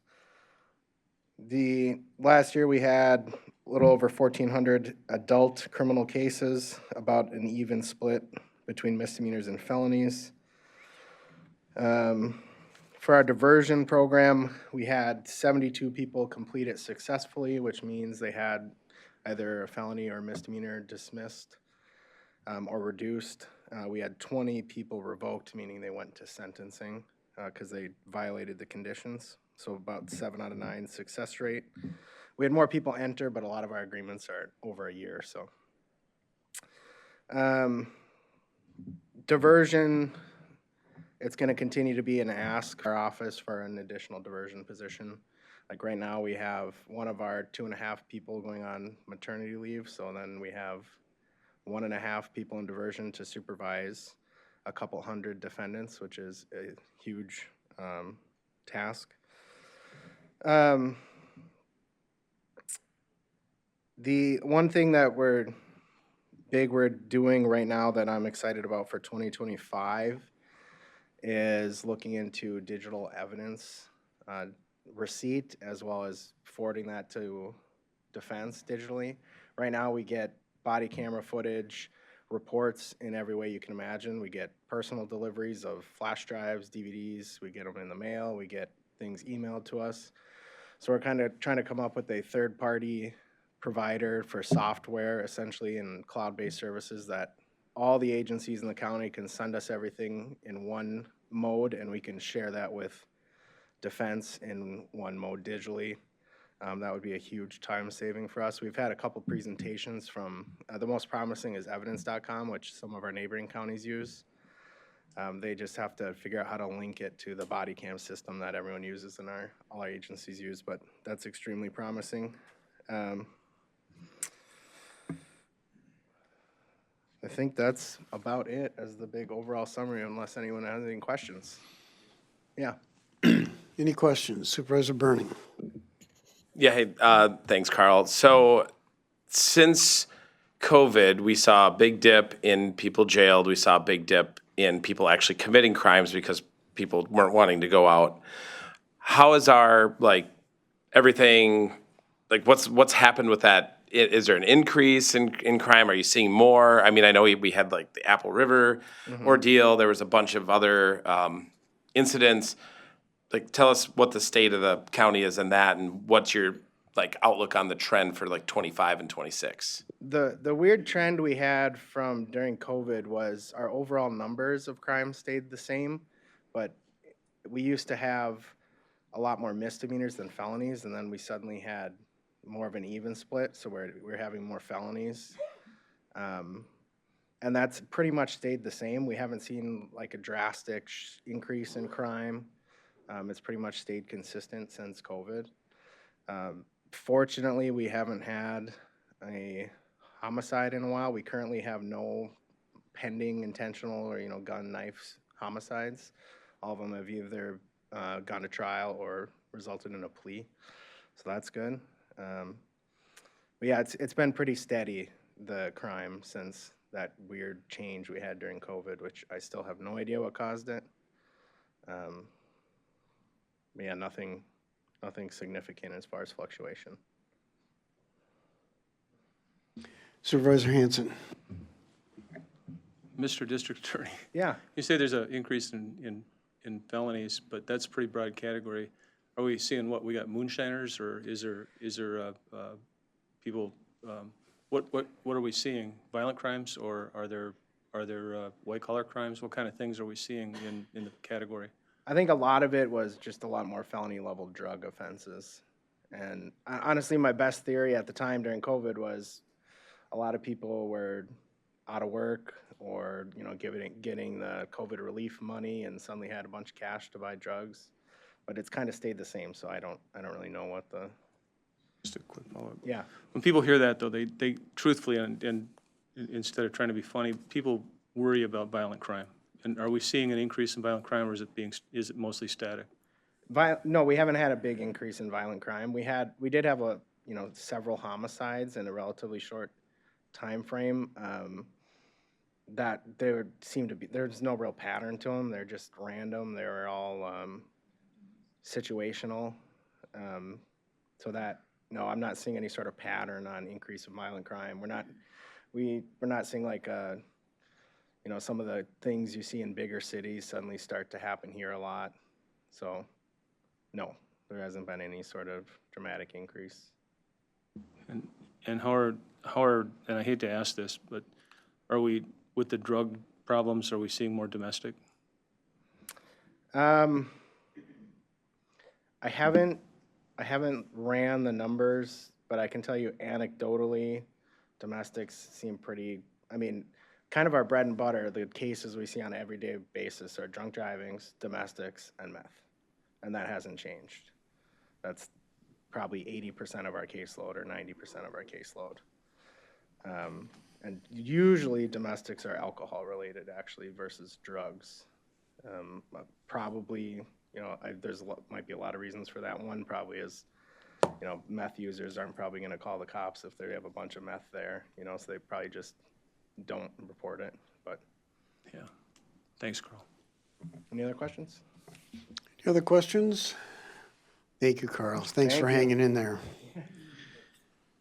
Any requests for future agenda items? Supervisor Burning. I think we need to have a discussion on what the presentation that we just had today from Xcel Energy. I think we should have a discussion item on the agenda. If not for this board, for the committee of the whole.